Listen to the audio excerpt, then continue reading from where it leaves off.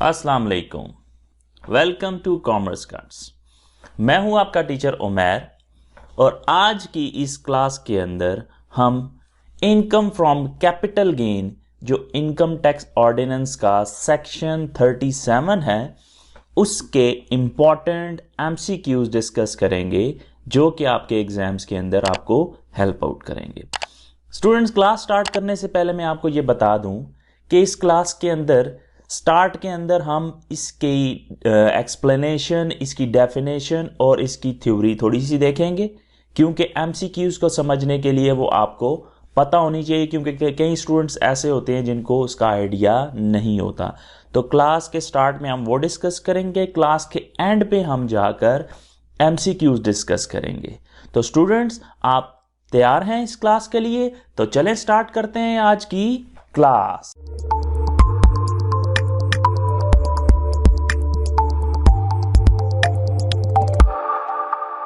Welcome back guys.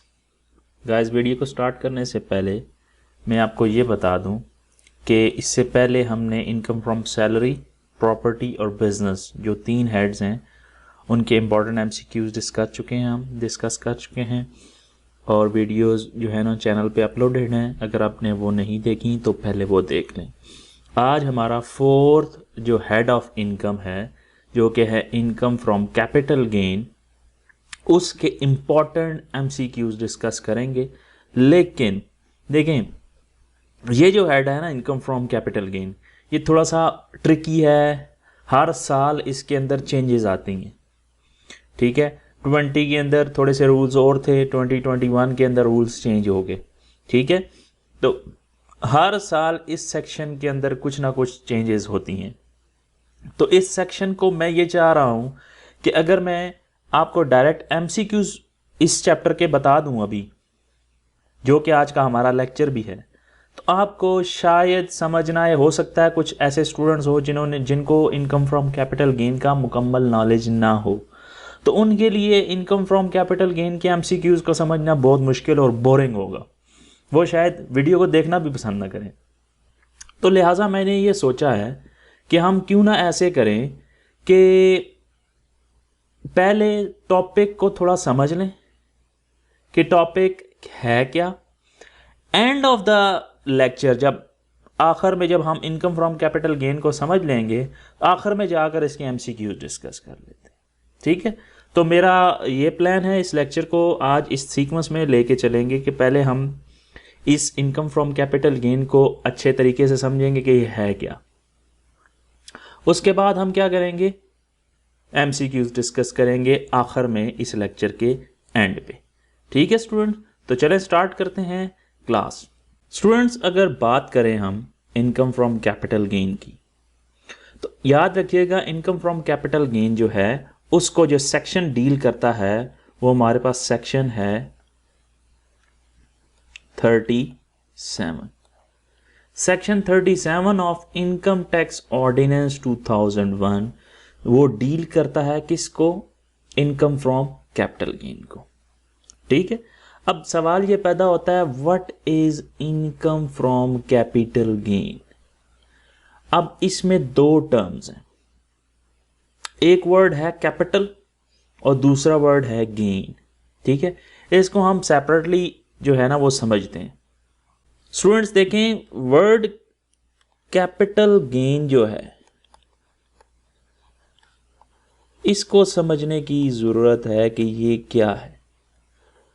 और आपको मैंने बता दिया ये सेक्शन 37 जो है इनकम टैक्स ऑर्डिनेंस का, उसके अंदर इसको डील किया जाता है।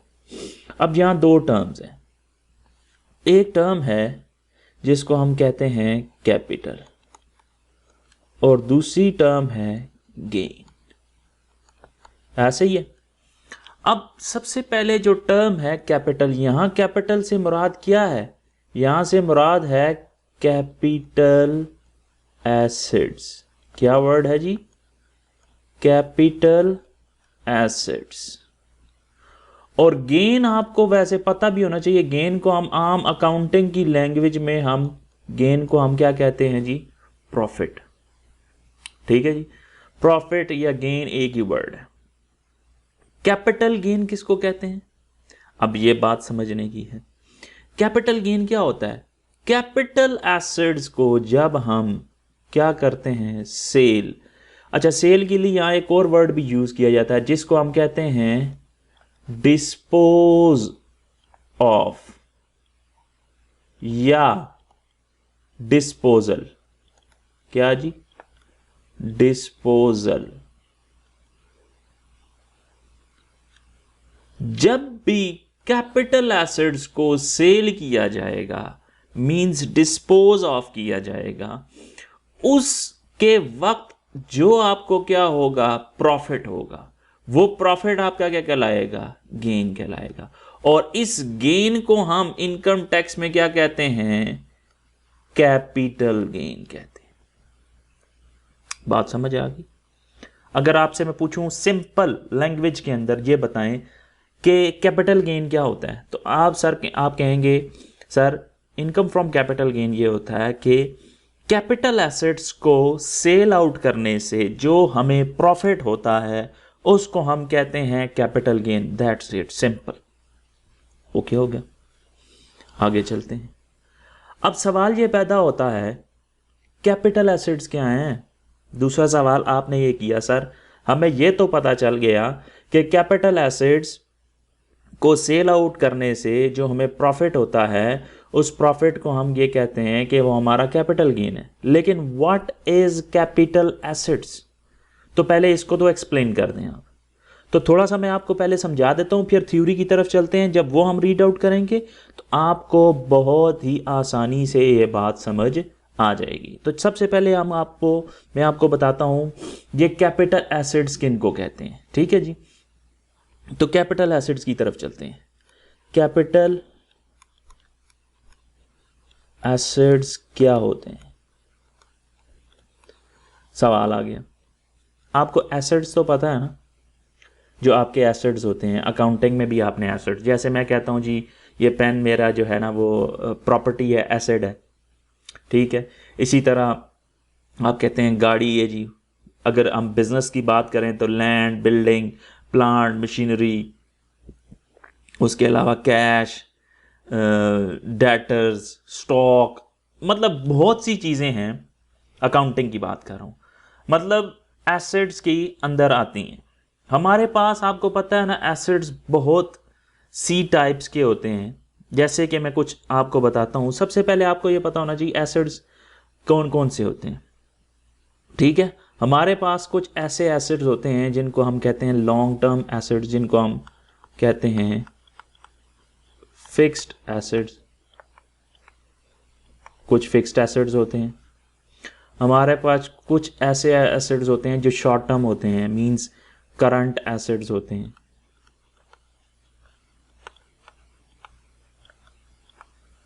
ऐसे ही है। अच्छा, कुछ हमारे पास ऐसे एसेट्स भी होते हैं जिनको हम कहते हैं फाइनेंशियल एसेट्स।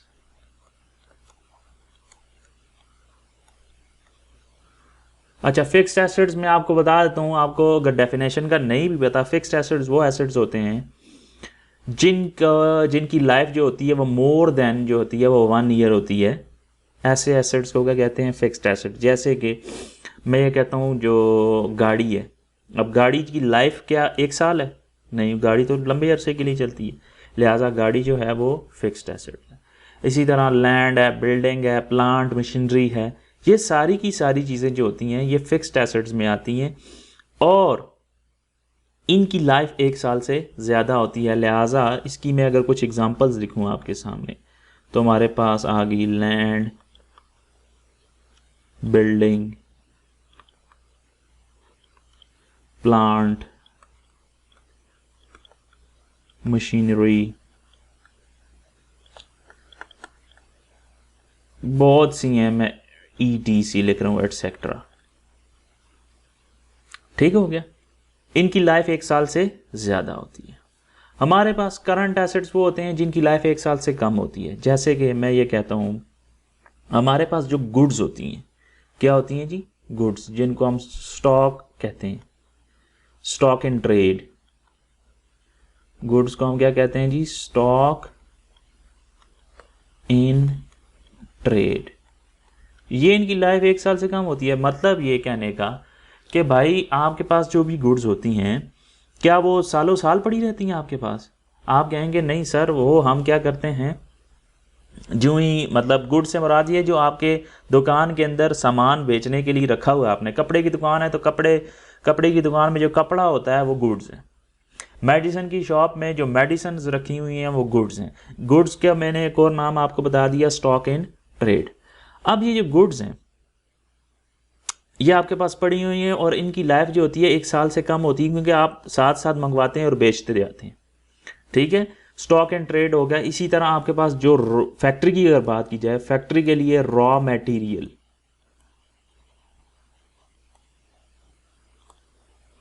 रॉ मटेरियल जो होता है ये भी जो होती है ये हमारे करंट एसेट्स में आती है। ठीक है, अच्छा एक आगे मैंने कहा इनकी लाइफ 1 साल तक होती है, 1 साल से कम ही होती है। हमारे पास थर्ड है फाइनेंशियल एसेट्स। फाइनेंशियल एसेट्स कौन से होते हैं हमारे पास, अगर आपको पता हो? फाइनेंशियल एसेट्स कहते हैं हम शेयर्स को, जिनका दूसरा नाम है स्टॉक, स्टॉक्स भी कहते हैं इनको। इसके अलावा आपके पास सिक्योरिटीज, ये जो सिक्योरिटीज होती हैं, जैसे कि हम ये कहते हैं गवर्नमेंट के बॉन्ड्स हैं, government bonds, PTCL vouchers, PTCL vouchers.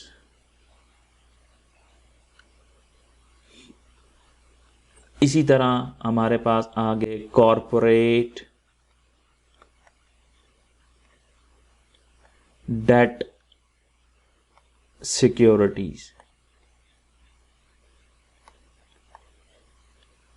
ये सारी किसके अंदर आती हैं? सिक्योरिटीज के अंदर आती हैं, और ये हमारे क्या होते हैं? फाइनेंशियल एसेट्स होते हैं। मैं अभी ये समझाने की कोशिश करूंगा कैपिटल एसेट्स क्या होते हैं, अभी तक हमने उसके बारे में बात नहीं की। अभी जो हम डिस्कस कर रहे थे वो ये डिस्कस कर रहे थे कि एसेट्स की टाइप्स कौन सी हैं। अभी हमने ये देखा कि एसेट्स क्या होते हैं। एसेट्स मैंने कुछ बताए हैं आपको, फिक्स एसेट्स हैं, करंट एसेट्स हैं, फाइनेंशियल एसेट्स हैं। ये अकाउंटिंग की लैंग्वेज में हम एसेट्स को ये कहते हैं। अब यहाँ पे याद रखिएगा, जो अकाउंटिंग के अंदर डेफिनेशन होती है किसी चीज़ की, लाजमी नहीं है वही डेफिनेशन जो है वो इनकम टैक्स ऑर्डिनेंस 2001 भी वही मान ले हो, क्योंकि ये लॉ है, इसकी अपनी लैंग्वेज है, अपनी मीनिंग्स हैं, अपनी डेफिनेशन भी हो सकती है। ठीक है, यहाँ हम बात करने जा रहे हैं कैपिटल एसेट्स की। तो याद रखिएगा कैपिटल एसेट्स क्या होते हैं, इसके लिए कुछ कंडीशंस हैं। कैपिटल एसेट होने के लिए क्या हैं, हमारे पास कुछ कंडीशंस हैं। वो कंडीशंस मैच करोगे तो वो कैपिटल एसेट्स होंगी। पहली, वो तमाम एसेट्स जिन पर डेप्रिसिएशन होती है या अमॉर्टाइजेशन।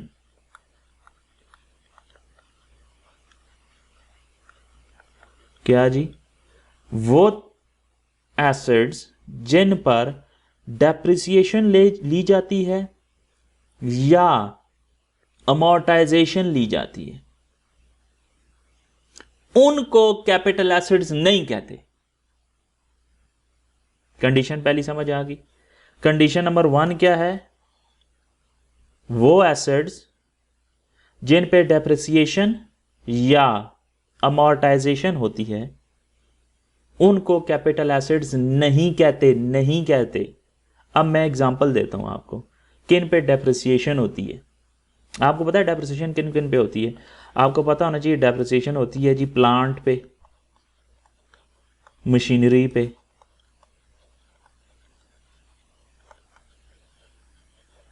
डेप्रिसिएशन होती है कि किसी भी एसेट की वैल्यू में कमी होना। With the passage of time, जो जो आप इसको यूज करें उसकी वैल्यू में क्या होती जाती है? कमी होती जाती है। जैसे कि कार है या कोई लैपटॉप है या मोबाइल है, जो ही आप उसको बाय करते हैं, जितना आप यूज करेंगे उसकी वैल्यू क्या होती जाती है?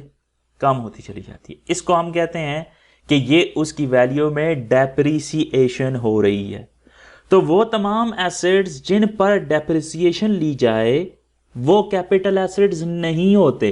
इसका मतलब ये है कि अगर ऊपर जाएं हम ऊपर, तो बिल्डिंग, अच्छा प्लांट तो कैपिटल एसेट्स नहीं हो सकता, मशीनरी भी कैपिटल एसेट्स नहीं हो सकती, ठीक है। मतलब वो तमाम एसेट्स जिन पर डेप्रिसिएशन या अमोर्टाइजेशन ली जाए। अमोर्टाइजेशन होती है इनटेंजिबल फिक्स्ड एसेट्स पर की वैल्यू में, इनटेंजिबल फिक्स्ड एसेट्स की वैल्यू जो डिक्रीज होती है उसको हम कहते हैं ये अमोर्टाइजेशन है।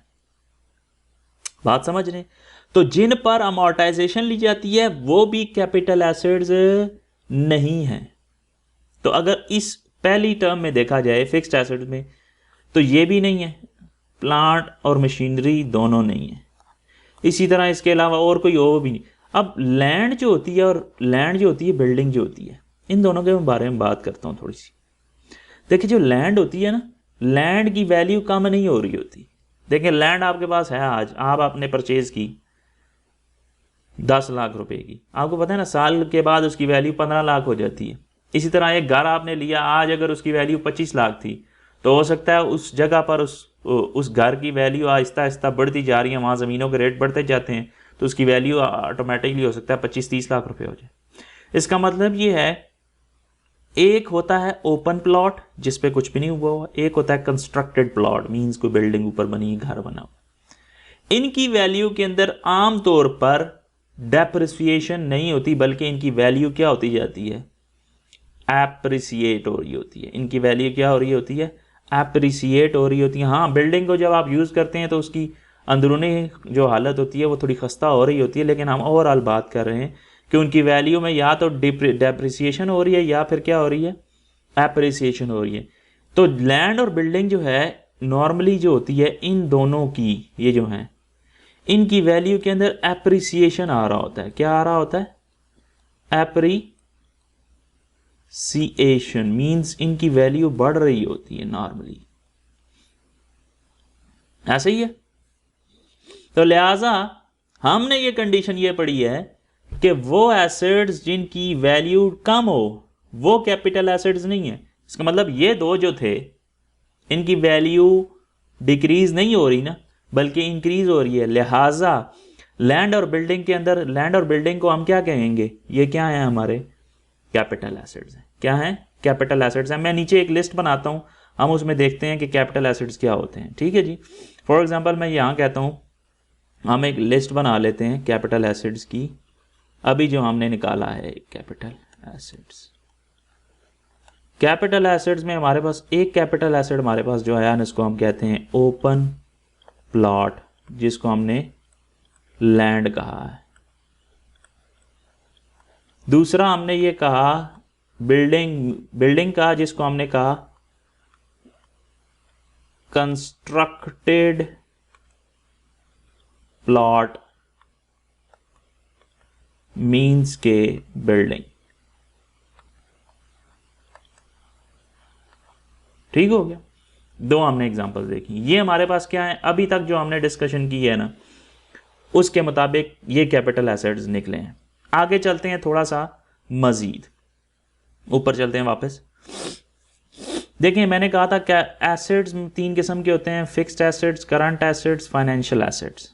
यहां तक आप मेरे साथ थे। हम डिस्कस कर रहे थे कैपिटल एसेट्स। मैंने कहा कैपिटल एसेट्स के लिए इनकम टैक्स ऑर्डिनेंस के अंदर कुछ कंडीशंस हैं। वो कंडीशन नंबर 1 मैंने ये बताई थी कि कैपिटल एसेट्स वो एसेट्स नहीं होते जिन पर डेप्रिसिएशन या अमोर्टाइजेशन ली जाए, वो कैपिटल एसेट्स नहीं होते। तो हमने डेप्रिसिएशन और अमोर्टाइजेशन वाले एसेट्स को ऊपर जाके चेक किया था कि वो कौन से एसेट्स हैं जिन पर डेप्रिसिएशन होती है या अमोर्टाइजेशन होती है, हमने उनको निकाल दिया। जो बाकी रह गए उनको हमने कैपिटल एसेट की लिस्ट में डाल दिया। तो फिक्स्ड एसेट्स के अंदर मैंने लैंड और बिल्डिंग को किसके अंदर डाल दिया है, कैपिटल एसेट्स पे, क्योंकि इन पे डेप्रिसिएशन नहीं हो रही। दूसरा हम देखते हैं हमारे पास करंट एसेट्स हैं। करंट एसेट्स में हमारे पास गुड्स हैं, रॉ मटेरियल है, इसी तरह हमारे पास कंज्यूमेबल स्टोर्स होते हैं जो आप यूज करते हैं बिजनेस के अंदर। याद रखिएगा, करंट कैपिटल एसेट्स के अंदर वो एसेट्स जो कि करंट एसेट्स होते हैं, कौन से जी? करंट एसेट्स होते हैं जो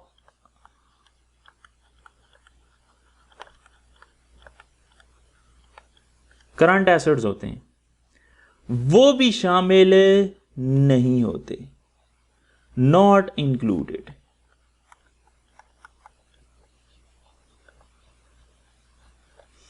इसका मतलब ये है कैपिटल एसेट्स में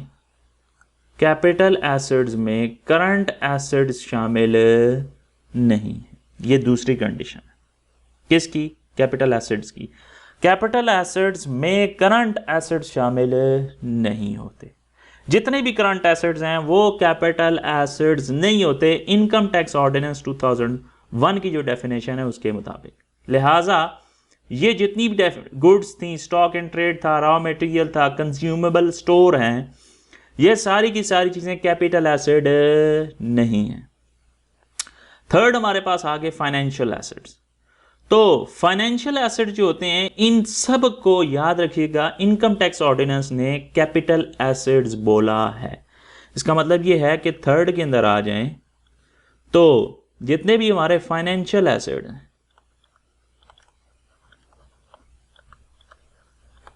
ये सारे के सारे किसके अंदर इंक्लूडेड हैं? कैपिटल एसेट्स के अंदर। इसका मतलब ये है हमारे पास जितने भी शेयर्स होते हैं, हमारे पास शेयर्स हैं, सिक्योरिटीज हैं, ये सारी की सारी किसके अंदर आएंगी? कैपिटल एसेट्स के अंदर। मैं थर्ड आइटम लिखता हूं इसका, थर्ड शेयर्स। अच्छा, शेयर्स में बोनस शेयर्स भी शामिल हैं। बोनस शेयर्स क्या होते हैं जी? वो शेयर्स जो आपको फ्री में मिलते हैं उनको बोनस शेयर्स कहते हैं, या फिर सिक्योरिटीज। ये सारे के सारे क्या है? कैपिटल एसेट्स है। बात समझ आ गई? तो यहां तक अभी तक हमने जो डिस्कशन की है, मैंने ये कहा है कि कैपिटल एसेट्स में पहले मैंने एसेट्स को कुछ बताया कि एसेट्स ये होते हैं। उसमें से मैंने ये कहा पहली कंडीशन ये है, वो एसेट्स जिन पर डेप्रिसिएशन और अमॉर्टाइजेशन होती है वो कैपिटल एसेट्स नहीं होते। लिहाजा हमने देखा कौन से ऐसे एसेट्स हैं जिन पर डेप्रिसिएशन नहीं होती, वो हमने लिस्ट में डाल दिए। जिसमें हमारे पास लैंड और बिल्डिंग आ गई, हमने उसको लिस्ट में डाल दिया। दूसरी बात हमने ये देखी, करंट एसेट्स को जो कि स्टॉक एंड ट्रेड है, हमारे पास रॉ मटेरियल है, ये वो चीज़ें जो हैं इनको कैपिटल एसेट्स नहीं कहते, इनकम टैक्स ऑर्डिनेंस ये कहता है। लिहाजा हमने उसको लिस्ट से निकाल दिया।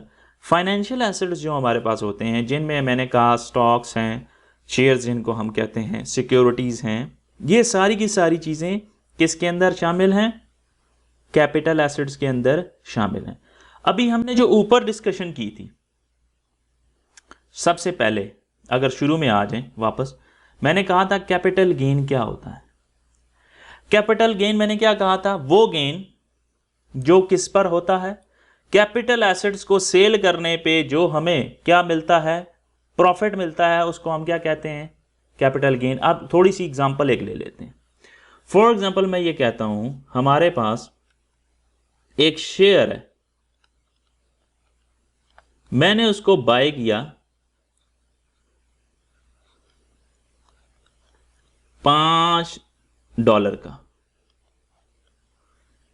और उसको मैंने सेल किया $10 का।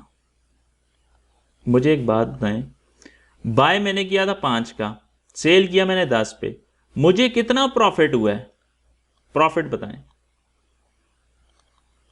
कितना हुआ जी? आप कहेंगे सर 10 में से 5 निकाले तो बना $5।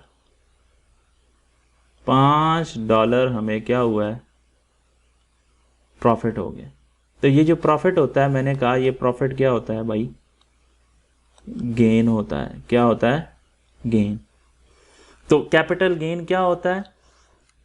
कैपिटल एसेट्स को सेल करने पे जो प्रॉफिट होगा वो हमारा क्या होगा, कैपिटल गेन। और मैंने एक अभी कैपिटल एसेट लिया है जो कि है हमारे पास कौन सा, शेयर्स। शेयर्स कैपिटल एसेट है, अभी हमने देखा। शेयर्स को मैंने बाय करके सेल किया, मुझे प्रॉफिट हुआ $5, ये मेरा $5 क्या कहलाएगा, कैपिटल गेन। मींस ये हमारी क्या कहलाएगी, इनकम फ्रॉम कैपिटल गेन कहलाएगी। यहां तक बात समझ आती है।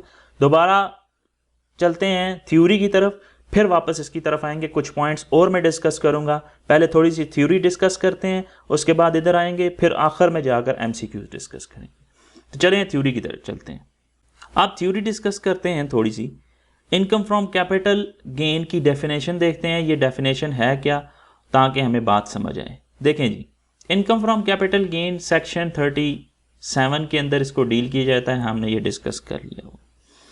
Income from capital gain section 37 it means, कहता है इनकम फ्रॉम कैपिटल गेन क्या होती है। पहले कैपिटल गेन को बता रहा है वो क्या होती है। कहता है इट मींस एनी गेन। अब गेन का आपको पता चल गया ना, गेन क्या होता है। Any gain arising from disposal. Disposal का भी आपको मतलब पता चल गया कि डिस्पोजल का मतलब होता है सेल करना, ठीक है। किसको, कैपिटल एसेट्स। कहता है कैपिटल एसेट्स को सेल करने से जो गेन हासिल होगा, अराइज होगा, उस गेन को क्या कहते हैं, कैपिटल गेन कहते हैं। यही तो मैंने आपको भी समझाया, ठीक है जी। कहता है सच income shall be chargeable to tax under this head, income from capital gain. कहता है इस तरह जो भी आपको गेन हासिल होगा, किस तरह हासिल होगा, कोई भी कैपिटल एसेट था उसको आपने जब भी डिस्पोज ऑफ किया तो उस डिस्पोजल पर जो भी आपको गेन मिलेगा वो इनकम फ्रॉम कैपिटल गेन के अंदर क्या होगा, टैक्सेबल होगा। मींस उसको अंदर इस हेड के अंदर चार्जेबल टू टैक्स करेंगे। अब हमें यह पता होना चाहिए कैपिटल एसेट्स क्या होते हैं, तभी तो हम इस ऊपर वाली डेफिनेशन को समझ सकते हैं। तो मैंने नीचे आपको कैपिटल एसेट्स की डेफिनेशन बता दी। कैपिटल एसेट की definition section 2 sub section 11 and section 37 sub section 5 के अंदर डिफाइन किया गया है इसको, कैपिटल एसेट्स को। तो कैपिटल एसेट्स को जरा देख लेते हैं हम, कैपिटल एसेट्स क्या होते हैं। कहता है capital assets means property of any kind. कहता है कैपिटल एसेट्स क्या होते हैं, कोई भी प्रॉपर्टी। एनी काइंड से मुराद भाई क्या है, किसी भी किस्म की प्रॉपर्टी कहता है कैपिटल एसेट। अब प्रॉपर्टी आपको बताना क्या होती है, हर एक प्रॉपर्टी को आप कैपिटल एसेट समझ लें। लैंड, बिल्डिंग, प्लांट, मशीनरी, सब कुछ, ईच एंड एवरीथिंग। मैंने कहा आपके पास जो कुछ चीजें हैं, पेन, लैपटॉप, आपका मोबाइल, आपका कैमरा, आपकी गाड़ी, आपके घर में ज्वेलरी है, सब कुछ, ईच एंड एवरीथिंग। उसने कहा any kind of property held by a person, एक बंदे के पास है कोई भी प्रॉपर्टी, किसी भी किस्म की कोई भी प्रॉपर्टी जो एक बंदे के पास है। यहां से मतलब ये पता निकलता है कि आपके पास जो कुछ है ना, जो प्रॉपर्टी आपके पास है वो सब कैपिटल एसेट है। यहां से यही मतलब निकल रहा है। उसने कहा capital assets means property of any kind, किसी भी किस्म की प्रॉपर्टी जो होती है वो कैपिटल एसेट होती है, हेल्ड बाय अ पर्सन, जो एक बंदे के पास होती है। यहां तक बात समझ आ गई। It is immaterial whether property is connected with the business और नॉट। कहता है इसका इस बात से कोई ताल्लुक नहीं है, इमैटेरियल वेदर, इसका इस बात से कोई ताल्लुक नहीं है क्या, whether property is connected with business और नॉट। इस डेफिनेशन का कैपिटल एसेट्स का इस बात से कोई ताल्लुक नहीं है कि एक प्रॉपर्टी जो आपके पास है वो बिजनेस की है या नहीं है। मतलब ये पेन, मेरे पास जो कार है, मेरे पास जो लैपटॉप है, मेरे पास जो गाड़ी है, ये जरूरी नहीं है कैपिटल एसेट की डेफिनेशन के लिए कि वो जो भी प्रॉपर्टी आपके पास मौजूद है वो बिजनेस में है या नहीं है, बिजनेस से उसका कनेक्शन है या नहीं है, इससे इस चीज का कोई ताल्लुक नहीं है।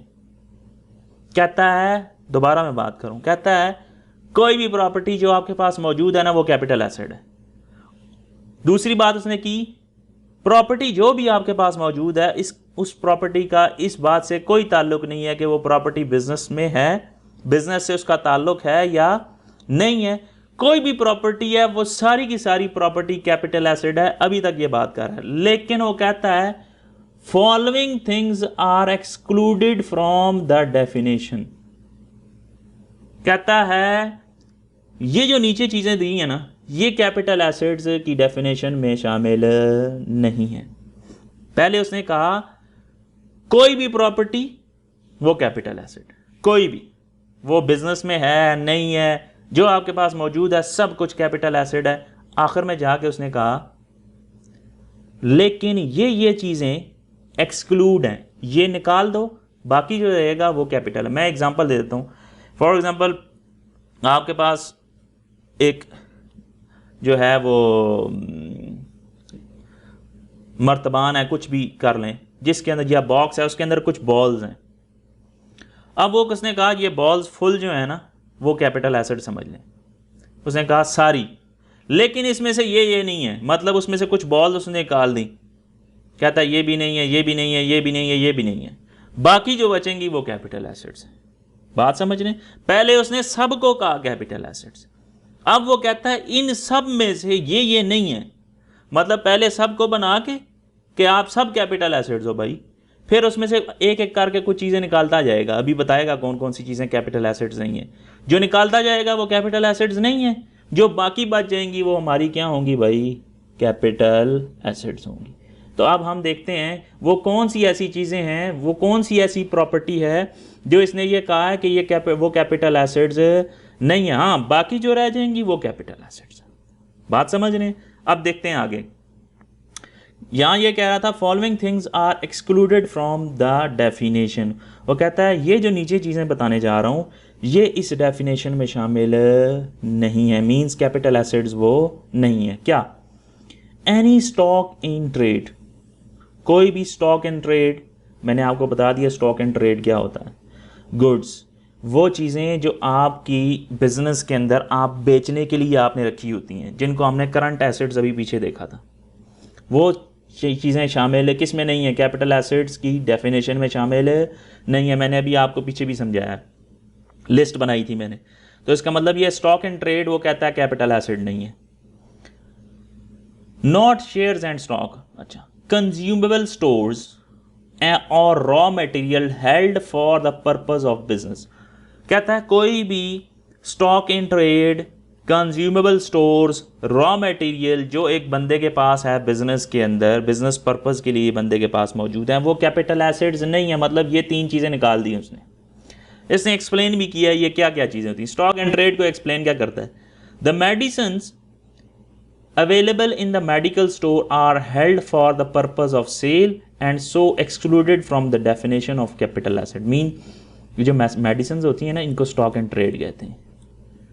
गुड्स, तो मेडिसिन जो भी अवेलेबल होती हैं मेडिकल स्टोर के अंदर बेचने के लिए, उसको कहा है कि ये जो स्टॉक एंड ट्रेड है ये कैपिटल एसेट की डेफिनेशन में से उसने निकाल दिया। ठीक हो गया जी। दूसरा पॉइंट, स्पेयर पार्ट्स मींस ये जो आपके पास कंज्यूमेबल स्टोर्स होते हैं हमारे पास, ठीक है। Spare parts owned by manufacturer company because these parts are consumable in the manufacturing of machines and so excluded from the definition of capital assets. Means consumable stores को उसने ये बताया है कि वो स्पेयर पार्ट्स जो कि मैन्युफैक्चरिंग के अंदर यूज़ होते हैं उनको भी उसने ये कहा है कि ये भी कैपिटल एसेट्स नहीं है। इसी तरह जो रॉ मटेरियल होता है, रॉ मटेरियल जो होता है, ये उसने रॉ मटेरियल के बारे में बताया है कि cotton possessed by textile mill is raw material. कपड़ा बनाने के लिए हमें क्या चाहिए, कॉटन, कपास की रुई, वो रॉ मटेरियल है। रॉ मटेरियल जो होता है वो कैपिटल एसेट की डेफिनेशन में शामिल नहीं है। तो अभी तक हमने एक पॉइंट डिस्कस किया है, वो ये, उसने पहले ये कहा, दोबारा मैं रिपीट कर रहा हूँ, उसने कहा कोई भी प्रॉपर्टी हो, बिजनेस में हो या ना, बिजनेस से ताल्लुक हो या ना हो, वो कैपिटल एसेट्स है। लेकिन उसमें से उसने कहा ये नहीं है। पहला उसने ये कहा स्टॉक एंड ट्रेड उसमें नहीं है, कंज्यूमेबल स्टोर उसमें नहीं है, रॉ मटेरियल जो बिजनेस के पर्पस के लिए मौजूद है वो भी इसमें शामिल नहीं है। मतलब पहली चीज, तीन चीजें उसने डेफिनेशन में से निकाल दी कि ये तीनों कैपिटल एसेट्स नहीं है। आगे चलते हैं, point number 2, any property which is entitled to depreciations और अमॉर्टाइजेशंस, डिडक्शन। अच्छा, tangible assets of business is depreciated and intangible assets are amortized। ये मैंने आपको पहले भी बता दिया कि जो डेप्रिसिएशन होती है वो टेंजिबल फिक्स्ड एसेट्स पर होती है और जो अमॉर्टाइजेशन होती है वो इनटेंजिबल फिक्स्ड एसेट्स जो होते हैं उन पर होती है। तो वो कहता है any property which is entitled, कहता है कोई भी प्रॉपर्टी जिस पर क्या होती है, डेप्रिसिएशन होती हो या फिर क्या हो, अमॉर्टाइजेशन होती हो, उसके बारे में वो क्या कह रहा है। कहता है कि एग्जाम्पल उसने दिया कि car under business use and trademark purchase by business are not capital assets. यहां मैंने यही आपको पहले समझाया था। उसने कहा कोई भी प्रॉपर्टी जिस पर डेप्रिसिएशन हो या अमॉर्टाइजेशन की डिडक्शन हो, एग्जाम्पल उसने दे दी। उसने कहा एग्जाम्पल क्या है, कार जो बिजनेस के यूज़ के लिए है, ट्रेडमार्क जो होता है आपका, ठप्पा जो होता है आपका, लोगो जो मोनोग्राम होता है, परचेज किया बिजनेस ने, ये कैपिटल एसेट्स नहीं है। इसका मतलब ये है कि वो एसेट्स जिन पर डेप्रिसिएशन होती है या अमॉर्टाइजेशन होती है वो कैपिटल एसेट्स नहीं होते। मैंने आपको कुछ एग्जांपल्स में बताया भी था कि कौन से कैपिटल एसेट्स हैं जिन पर डेप्रिसिएशन होती है, जैसे प्लांट था, मशीनरी थी, ठीक है, इन पर डेप्रिसिएशन होती है, लिहाजा वो कैपिटल एसेट्स नहीं होते। तो जिन पर डेप्रिसिएशन और अमॉर्टाइजेशन नहीं होती वो कैपिटल एसेट्स होते हैं। इसने अभी जो पॉइंट नंबर 2 है उसमें यह कहा कि वो एसेट्स जिन पर डेप्रिसिएशन हो या अमॉर्टाइजेशन हो उनको निकाल दो, किस में से, कैपिटल एसेट्स की लिस्ट में से। तो लिहाजा हमारे पास वो एसेट्स रह जाएंगे जिन पर डेप्रिसिएशन और अमॉर्टाइजेशन नहीं होती। ये हम पॉइंट पहले भी डिस्कस कर चुके हैं जो अभी हमने बात समझी थी। फिर थर्ड क्या कहता है, एनी मूवेबल प्रॉपर्टी, कहता है कोई भी ऐसी प्रॉपर्टी जो मूव कर सकती है। ज्वेलरी, फर्नीचर वगैरह ये सारे क्या होते हैं, मूवेबल होते हैं। घर में जो फर्नीचर पड़ा हुआ है, आपके पास जो ज्वेलरी है, आपके फैमिली में जो औरतें पहनती हैं ज्वेलरी, ठीक है, held by a person for his personal use और for the use of any member of his family, ये भी कैपिटल एसेट्स नहीं होते।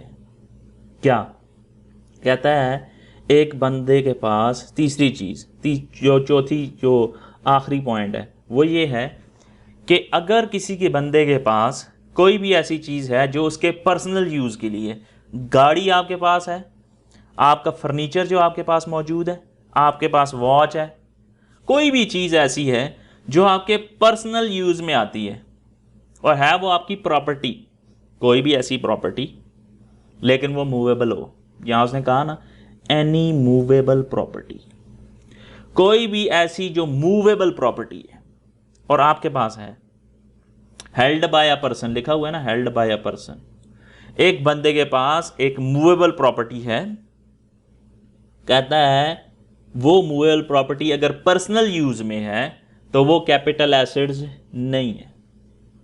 क्या है, कैपिटल एसेट्स नहीं है। मींस कोई भी मूवेबल प्रॉपर्टी जो मूव कर सकती है, आपके पर्सनल यूज में है या आपकी फैमिली में किसी बंदे के पास पर्सनल यूज में है, वो कहता है any movable property held by a person for his personal use और for the use of any member of his family. उसके फैमिली का कोई भी बंदा उसको यूज कर रहा है या वो खुद यूज कर रहा है, ये भी कैपिटल एसेट्स नहीं होते। इसका मतलब ये है कि आप प्रॉपर्टी की एग्जांपल्स में जाकर, इसका मतलब वो तमाम चीज़ें जो आपके घर में मौजूद हैं और वो आप जो यूज़ करते हैं अपने पर्सनल यूज़ के लिए, वो सारी की सारी चीज़ें कैपिटल एसेट्स नहीं हैं।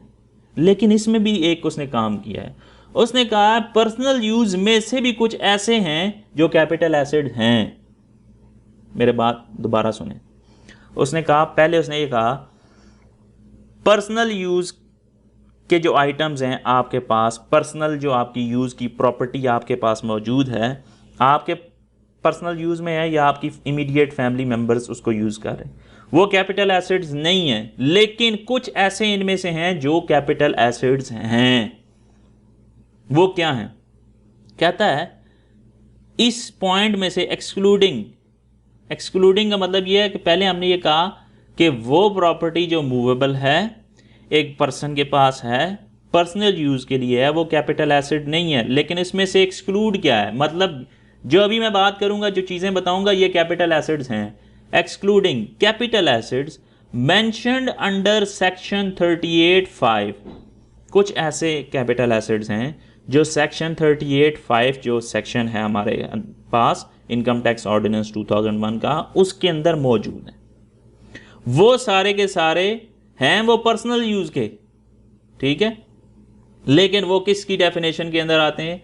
कैपिटल एसेट्स के अंदर, जिसके अंदर आपके घर के अंदर जो पेंटिंग होती है लगी, मैंने कहा जी मेरे घर में पेंटिंग लगी हुई है, अब घर के लिए इस्तेमाल के लिए घर में हमने लगाई हुई, लेकिन कहा है कि पेंटिंग कैपिटल एसेट है, हालांकि थी आपके पर्सनल यूज में। इसी तरह कोई स्कल्पचर है, स्कल्पचर जैसे कोई मुजस्मा होता है आपने घर में रखा हुआ है, ये कैपिटल एसेट है, हालांकि ये पर्सनल में था। कोई ड्राइंग्स आप बनाते हैं, ड्राइंग आपके पास है, ये भी कैपिटल एसेट है। ज्वेलरी, रेयर मैनस्क्रिप्ट, कोई ऐसी चीज है जो दुनिया में बहुत कम लोगों के पास है, आपके पास मौजूद है, आपने घर में लगाई हुई है, तो ये सारी की सारी चीजें। कुछ कॉइन्स हैं, नादर कोई पुराने कॉइन्स आपके पास हैं, मेडल्स वगैरह हैं, एंटीक पीस पड़ा हुआ है आपके पास, एंटीक चीजें आपने रखी हुई हैं घर के अंदर। हालांकि ये सारी चीज़ें घर में आपने रखी हैं, पर्सनल यूज़ में आती हैं, लेकिन इनकम टैक्स ऑर्डिनेंस ने कहा कि ये चीज़ें कैपिटल एसेट्स हैं। पहले उसने कहा पर्सनल यूज़ में जो कुछ आएगा वो कैपिटल एसेट नहीं है, लेकिन इसमें से कुछ ऐसी चीज़ें जो हैं, किस में? कैपिटल एसेट, उसकी लिस्ट बता दी उसने। Excluding capital assets mention under section 38 Subsection 5, that is painting, sculpture, drawings, other work of art, jewelry, rare manuscript, postage stamp, coins, medallion and or any antique। इसका मतलब ये हुआ, हमें कैपिटल एसेट्स की definition को अगर मैं समराइज करूं कि कैपिटल एसेट्स क्या होते हैं, तो कैपिटल एसेट्स के अंदर हमने कहा ऐसे एसेट्स, पहली जो हमने बात की कि कोई भी प्रॉपर्टी हो वो कैपिटल एसेट है, वो बिजनेस से ताल्लुक उसका हो या ना हो, वो क्या है? Capital asset. लेकिन उसमें से हमने कहा ये चीज़ें कैपिटल एसेट नहीं है। पहली हमने कहा रॉ मटेरियल नहीं है, स्टॉक एंड ट्रेड नहीं है, जिसके अंदर करंट एसेट्स आ गए, वो उसने कहा कैपिटल एसेट नहीं है। दूसरी उसने बात की वो एसेट्स जिन पर डेप्रिसिएशन होती है या अमोर्टाइजेशन होती है, वो कैपिटल एसेट्स नहीं है, डेफिनेशन से निकाल दिया। तीसरी बात उसने ये की, वो आइटम्स जो पर्सनल यूज के लिए आप यूज करते हैं वो कैपिटल एसेट्स नहीं हैं, लेकिन इनमें से कुछ ऐसे हैं जो कि कैपिटल एसेट्स हैं। अब ये क्यों है? ये इनकम टैक्स ऑर्डिनेंस जाने, उन्होंने हमें लिस्ट दे दी है कि ये हैं, तो हमें मानना पड़ेगा जी, आपने तो कहा था पर्सनल यूज में कुछ भी हो तो वो नहीं है, लेकिन कुछ ऐसे हैं जो कैपिटल एसेट्स की डेफिनेशन के अंदर हैं, तो उसने कुछ बता दिया हमें, जो कि अभी हमने देखे कि पेंटिंग, स्कल्पचर, ड्राइंग्स और ये वो सारी चीज़ें। ठीक है, मैं इसकी कुछ नीचे आपको कैटेगरीज बताता हूँ। For the taxation purpose capital assets are divided into 3 categories. याद रखिएगा, अभी तक हमने कैपिटल एसेट्स तो बहुत से देख लिए हैं, उसकी काफ़ी एग्जांपल्स बन जाती हैं। टैक्स लगाना है हमने कैपिटल एसेट्स पर, मींस जो भी कैपिटल गेन हमें हासिल होगा हमने उस कैपिटल गेन पर टैक्स लगाना है। अब इनकम टैक्स ऑर्डिनेंस ने हमारी सहूलत के लिए क्या किया, उन्होंने जितने भी कैपिटल एसेट्स हैं उनको 3 कैटेगरीज के अंदर डिवाइड कर दिया। जितने भी कैपिटल एसेट्स हैं उनको कितनी कैटेगरीज के अंदर डिवाइड कर दिया? 3। क्या क्या है? सबसे पहली कैटेगरी क्या है? सिक्योरिटीज। कौन सी है जी? सिक्योरिटीज। दूसरी है इमूवेबल प्रॉपर्टी और थर्ड कैटेगरी है अदर कैपिटल एसेट्स। पहली सिक्योरिटीज, दूसरी इमूवेबल प्रॉपर्टी और तीसरी अदर कैपिटल एसेट्स। सबसे पहले हम देखते हैं कि सिक्योरिटीज जो होती हैं, हमने ये पहले डिस्कस किया है, सिक्योरिटीज कैपिटल एसेट्स होते हैं। तो सिक्योरिटीज के अंदर कौन कौन से कैपिटल एसेट्स हैं, फिर हम देखेंगे इमूवेबल प्रॉपर्टी जो होती है उसके अंदर कौन कौन से कैपिटल एसेट्स हैं और अदर कैपिटल एसेट्स में कौन कौन से हैं। तो देख लेते हैं हम पहले। सबसे पहले देखते हैं number 1, capital gain on disposal of securities. पहले मैं आपको बता दूं सिक्योरिटीज जो होती हैं, इन सिक्योरिटीज के अंदर क्या क्या इंक्लूड है? शेयर्स। अच्छा, आपको पता है ना शेयर्स कितनी तरह के होते हैं? शेयर्स 2 किस्म के हो सकते हैं। 2 किस्म की कंपनीज के शेयर्स होते हैं। एक होती हैं वो कंपनीज जो होती हैं पब्लिक कंपनीज, एक होती हैं हमारे पास प्राइवेट कंपनीज। ठीक है, एक प्राइवेट कंपनीज होती हैं और एक पब्लिक। अच्छा, पब्लिक कंपनी के शेयर्स को हम लिस्टेड शेयर्स भी कहते हैं और जो प्राइवेट होती हैं उनको हम क्या कहते हैं? अनलिस्टेड। समझ रहे हैं? अब सिक्योरिटीज जो हमारे पास पॉइंट है, सिक्योरिटीज, इस सिक्योरिटीज के अंदर कौन कौन से आइटम शामिल हैं? सबसे पहले शेयर्स, लेकिन शेयर्स किसके? पब्लिक कंपनी के। मतलब ये वाले जो हैं शेयर्स, ये किस में शामिल हैं? सिक्योरिटीज के अंदर। प्राइवेट के शामिल नहीं है इसमें। PTCL vouchers, NIT unit. NIT unit होता है जी नेशनल इन्वेस्टमेंट ट्रस्ट। इसके बारे में आप रीड कर लें कि ये क्या होता है।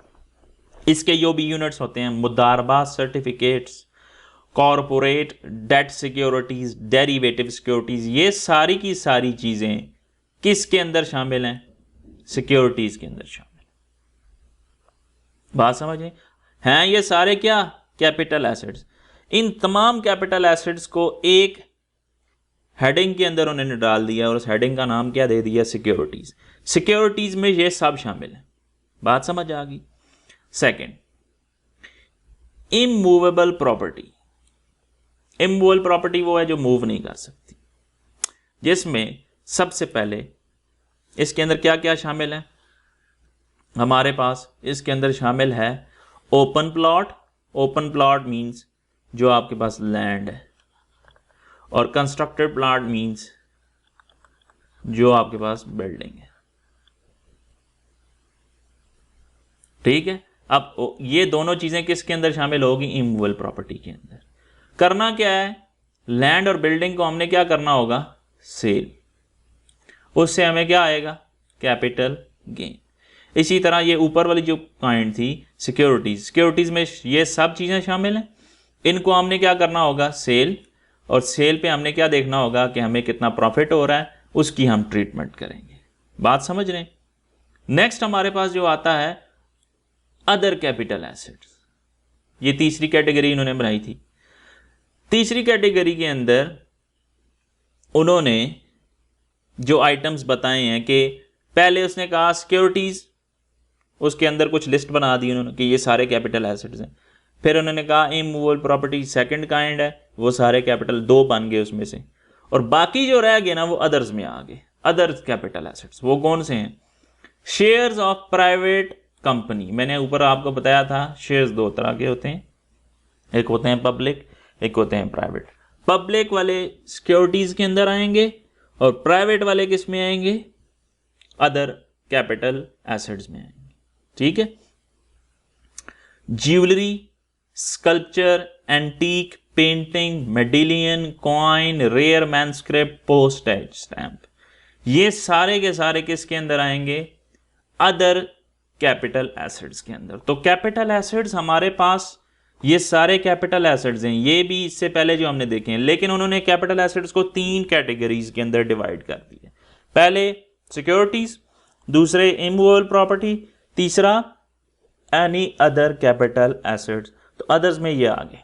अब इनकी ट्रीटमेंट देखनी है कि ये ट्रीट कैसे होंगे, इन पे क्या टैक्स लगता है, उसके बाद हम एमसीक्यूज डिस्कस करेंगे। तो आगे चलते हैं लेक्चर में। नंबर 1 हमारे पास आ गया tax treatment on capital gain on disposal of securities. देखें, हमारे पास पहला जो पॉइंट था वो सिक्योरिटीज का था ना। सिक्योरिटीज को हमने क्या करना है? डिस्पोज ऑफ करना है। डिस्पोज ऑफ का मतलब हमने इनको क्या करना है? सेल। सेल करने पे हमें क्या होगा? गेन। अच्छा याद रखिएगा, सिक्योरिटीज जो भी अभी आपने बताई हैं अब आपको, कौन कौन सी थी? पब्लिक कंपनी के shares, corporate debt securities, PTCL voucher, NIT unit, ये सारी चीजें। इनको पहले आपने बाय करना है। बाय कम प्राइस पे करेंगे, सेल ज्यादा प्राइस पे करेंगे, जो प्रॉफिट होगा वो आपका गेन होगा। उस गेन की ट्रीटमेंट है, समझ रहे? आपको लॉस नहीं हो सकता इस पे? हो सकता है। लॉस क्या होगा? फॉर एग्जांपल आपने एक शेयर खरीदा 10 का, मार्केट में अब उस 7 रुपए का चल रहा है, आपने बेचना है, तो आप खरीदा 10 का था, बेचा 7 का, कितना लॉस हुआ? 3 रुपए का।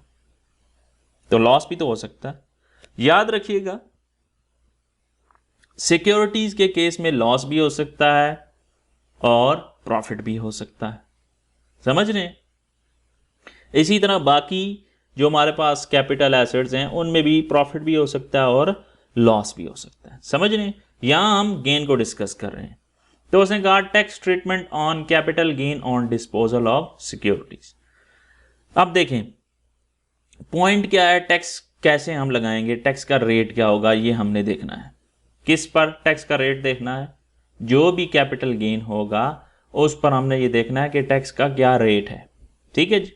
सबसे पहला point, where securities were acquired before 1 July 2013। क्या कह रहा है? वो कहता है आपने कोई भी सिक्योरिटी है वो 2013 की जुलाई से पहले अगर खरीदी है, मैंने एक कंपनी थी पब्लिक कंपनी, उसके शेयर्स खरीदे थे 2012 में, तो क्या ये 2013 की जुलाई से पहले खरीदे हैं? आप कहेंगे जी बिल्कुल पहले खरीदे। अब उनको मैंने बाद में बेच दिया। बेचा कब? अभी आगे फॉर एग्जांपल बेचा, ठीक है। तो अब हुआ क्या कि मैंने उसको बेचा तो मुझे क्या हुआ जी? प्रॉफिट। फॉर एग्जांपल मैंने शेयर खरीदे थे, उस वक्त खरीदा था 10 का, मैंने उसको बाय किया था 10 का, मैंने उसको सेल किया 25 का, तो मुझे क्या हुआ? 15 रुपए प्रॉफिट हुआ। इस 15 रुपए प्रॉफिट को, जिसको हम कैपिटल गेन कहते हैं, इसकी ट्रीटमेंट करनी है। उसने कहा वो सिक्योरिटीज जो आपने खरीदी थी 2013 की जुलाई से पहले और उसको आपने बेचा बाद में, जो भी गेन होगा उस पे 0% टैक्स होगा। कितने परसेंट टैक्स होगा? 0%। यहां आपको यह याद रखना है डेट और रेट। डेट क्या है? 2013 की जुलाई से पहले अगर कोई सिक्योरिटी खरीदी थी और उसको बाद में बेच दिया, जो भी गेन आएगा, जो भी प्रॉफिट आएगा, उस पे रेट ऑफ टैक्स कितना है? 0%। पहला पॉइंट समझ आ गया। आगे चलते हैं। दूसरा point, where securities were acquired between 2013 की जुलाई से लेकर 2016 के जून 30 के दरमियान, मतलब दो जो हैं वो डेट्स दे दी उसने क्या डेट दे दी? एक उसने कहा जुलाई 2013 से लेकर जून 2016, इसके बिटवीन में आपने कोई भी सिक्योरिटी खरीदी, मतलब कोई भी जो शेयर है वो इसके दरमियान, ये जो दो डेट्स हैं ना इनके दरमियान खरीदा आपने। फॉर एग्जांपल मैंने कहा मैंने 2015 में एक शेयर्स खरीदे थे पब्लिक कंपनी के, तो वो इस कैटेगरी के अंदर आएंगे। अगर मैंने कहा था 12 में मैंने शेयर खरीदे हैं तो वो ऊपर वाली कैटेगरी के अंदर आएंगे। 1 जुलाई 2013 के बाद 30 जून 2016 से पहले जो आपने कोई भी सिक्योरिटी ली है, सिक्योरिटीज आपको पता है कौन कौन सी हैं, मैंने ऊपर लिस्ट बता दी, उनमें से कोई भी ऐसी चीज जो आपने बाय की थी कम कीमत पर और बेची ज्यादा कीमत पर, जो आपको प्रॉफिट होगा उस प्रॉफिट की ट्रीटमेंट देखेंगे हम इसमें। वो क्या है, कहता है अगर holding period, if holding period is less then 12 months, मतलब आपने उस सिक्योरिटी को खरीदा 12 महीने के अंदर अंदर बेच दिया, लेस देन 12 मंथ्स आपने होल्ड किया उसको और बेच दिया। एग्जाम्पल के तौर पर मैं ये कहता हूं मैंने सिक्योरिटी खरीदी थी 2014 में और उसको मैंने 2015 के अंदर सेल कर दिया, बाय किया 2014 में, और 2014 की मैंने कब बाय किया जी, मैंने कहा जी इसको मैंने बाय किया फरवरी में, ठीक है जी, और 2015 की जनवरी में मैंने जाके इसको बेच दिया। अगर देखा जाए तो कितने महीने बनते हैं इसमें, 11 मंथ्स। मैंने 12 महीने से पहले बेच दिया, तो जो भी मुझे प्रॉफिट होगा उस प्रॉफिट का कितने परसेंट टैक्स लेना है, 15% अमाउंट ऑफ गेन का टैक्स लेना है। आपको पता चल गया ना गेन कैसे निकालते हैं। गेन का फॉर्मूला क्या होता है, जितने का आपने सेल किया और जितने का आपने बाय किया, मींस के जो डिस्पोजल वैल्यू है उसमें से जो आपकी एक्विजिशन वैल्यू है, एक्वायर जिस पे किया था, जो आंसर आएगा वो आपका क्या होगा, गेन होगा। तो गेन बहुत सिंपल सा है, प्रॉफिट के सेल में से जितने का बाय किया था वो माइनस किया, जो वैल्यू आई वो आपकी अमाउंट ऑफ गेन होगी। अमाउंट ऑफ गेन का आपने कितने परसेंट लेना है, 15%। रेट कब 15% लेंगे आप मुझे बताएं। तो आप कहेंगे सर जब आपने 2013 के जुलाई के बाद और 2016 के जून से पहले, मतलब इन दो डेट्स के दरमियान जब भी आपने कोई भी सिक्योरिटी खरीदी और उस सिक्योरिटी को आपने बेच दिया, 1 साल के अंदर अंदर जो भी गेन आएगा उस गेन का 15% टैक्स होगा। ओके हो गया जी। Number 2, if holding period is 12 months to 24 months, 12 months means 1 साल से 2 साल के दरमियान है। होल्डिंग पीरियड कितना है, मतलब मैंने सिक्योरिटी को 1 साल के बाद बेचा, लेकिन 2 साल से ज्यादा की बात नहीं हो रही। यहां उसने क्या लिमिट लगा दी है, 1 to 2, इसके दरमियान में आपने बेचा, तो फिर आपको कितने परसेंट देना पड़ेगा, जितना भी आपको प्रॉफिट होगा उसका 12.5% आपको टैक्स देना पड़ेगा। बात समझ रहे हैं।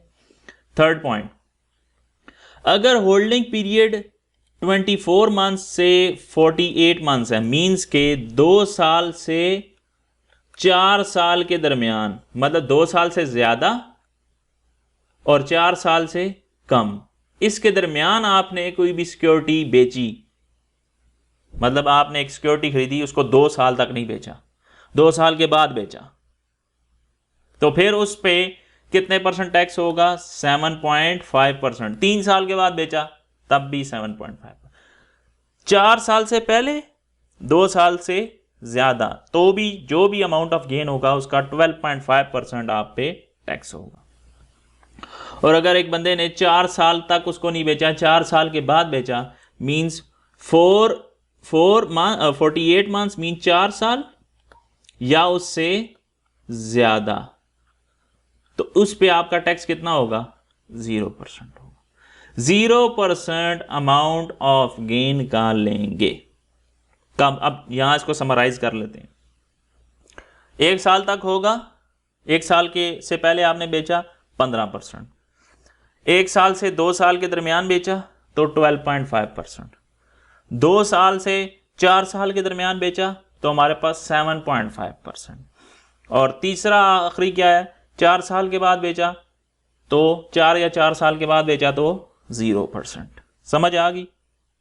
आखिरी, एक बंदे ने सिक्योरिटीज बाय की 1 जुलाई 2016 के बाद, ऊपर देखें ना पॉइंट नंबर 2 में, तो हमने जो डेट दी थी वो ये थी 1 जुलाई 2013 से 30 जून 2016, 30 जून 2016 तक जो थी वो ऊपर वाली कैटेगरी थी। अब जून खत्म हुआ तो जुलाई शुरू होगी ना, जुलाई जो स्टार्ट होगा उससे आगे आगे 2016 के जुलाई की फर्स्ट डेट से आगे जब भी आपने कोई भी सिक्योरिटी खरीदी है और उसको आपने जितना मर्जी होल्ड करके रखें, 1 साल रखें, 2 साल रखें, 3 साल रखें, जो भी रखें, 16 के बाद अगर आपने कोई सिक्योरिटी खरीदी थी, 16 कौन सी, 1 जुलाई 2016, उसके बाद आपने कोई सिक्योरिटी खरीदी और उसको आपने होल्ड करके रखा 1 साल, 2 साल, 3 साल, 4 साल, 5 साल, जो भी है, उस पर आपका कितने % टैक्स है, 15%। तो यहां मैं थोड़ा सा समराइज कर देता हूं आपके लिए।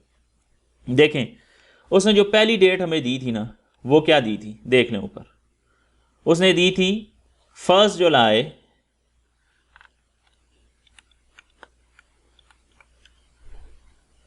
2013।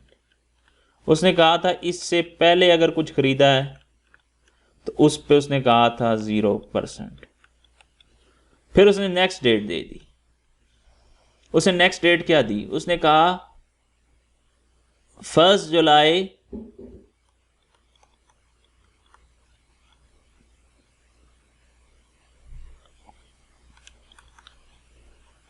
2013 के बाद आफ्टर,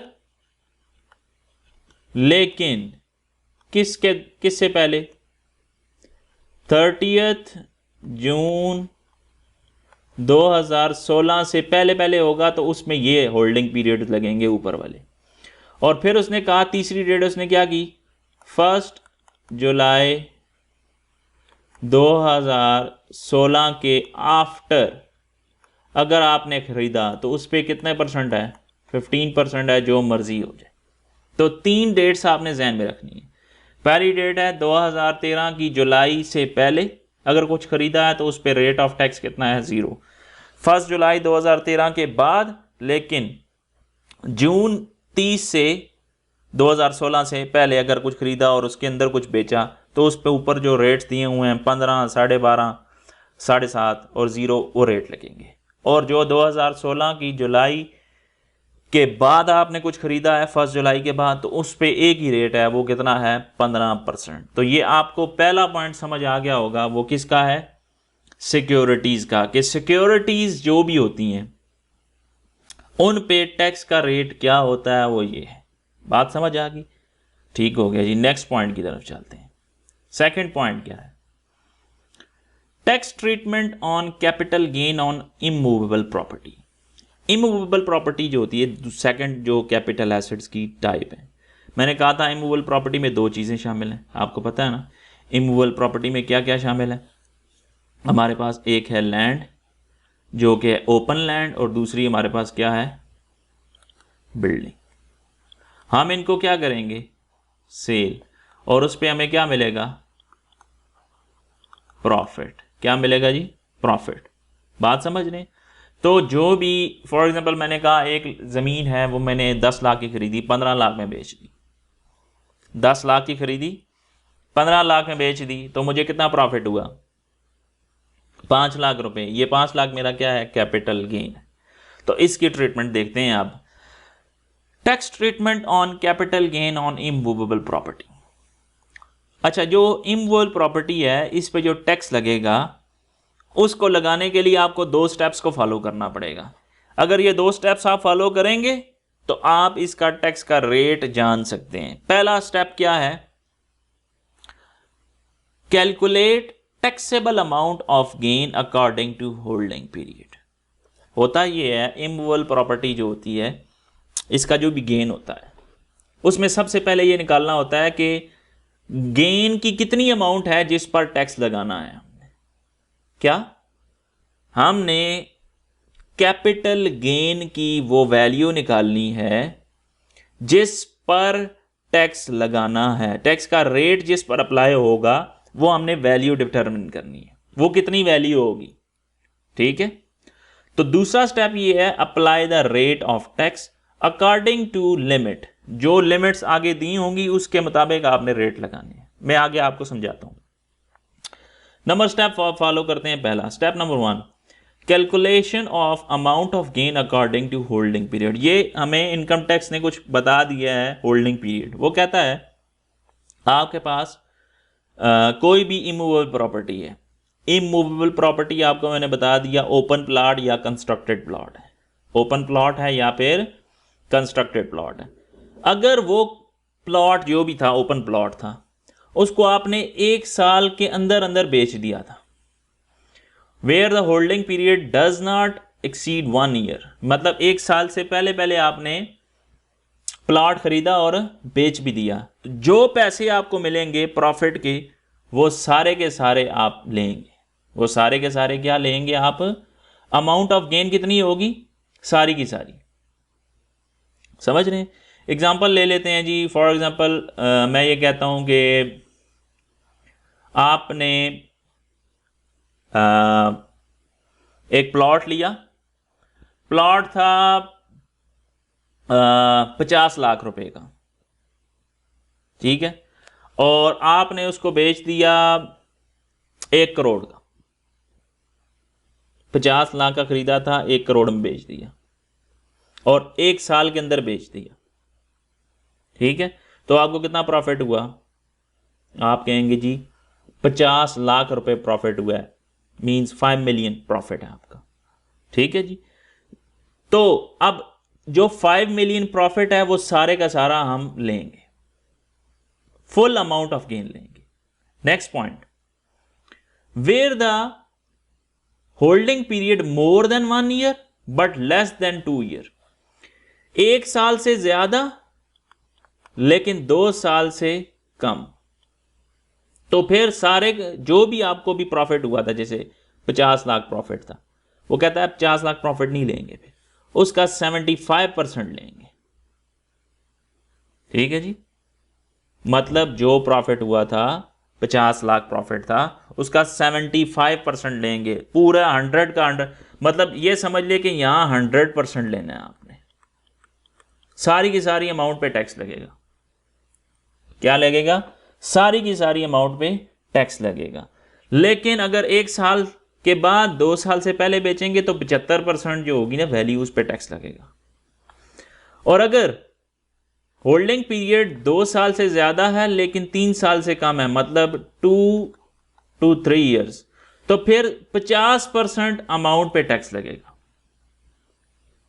मतलब जो आपको 50 लाख प्रॉफिट हुआ है ना, गेन हुआ है, उसमें से 50% जो अमाउंट बनती है ना उस पे टैक्स लगेगा। मतलब 25 लाख कर लें, 50 लाख का 50% कितना होता है? 25 लाख, मतलब 1/2। यहां है 3/4, 3/4 को 75% कहते हैं, 75%। 1/2 कितना है? 50%। अगर होल्डिंग पीरियड वो कहता है 3 ईयर्स से 4 ईयर्स है, मींस 3 साल से ज्यादा 4 साल से कम है, तो फिर आप जो भी अमाउंट आपको होगी गेन की उसका 25% जो अमाउंट होगी उस पर टैक्स लगेगा। सारी अमाउंट पे टैक्स नहीं लगेगा, 1/4 अमाउंट पे टैक्स लगेगा। और अगर आपने holding period more than 4 years है तो किसी अमाउंट पे टैक्स नहीं लगेगा, मींस नील। यहां मींस इसका मतलब यह है कि यह अमाउंट एग्जेम्प्ट होगी। तो यहां आपको मैं एक बात बता दूं, पहला पॉइंट ये है कि आपने ये निकालना है कि कितनी अमाउंट पे टैक्स लगाना है हमने। वो अमाउंट कैसे निकलेगी? अगर 1 साल के अंदर अंदर आपने ओपन प्लॉट को बेच दिया तो 100% अमाउंट पर टैक्स लगेगा। कितना लगेगा वो आगे देखते हैं।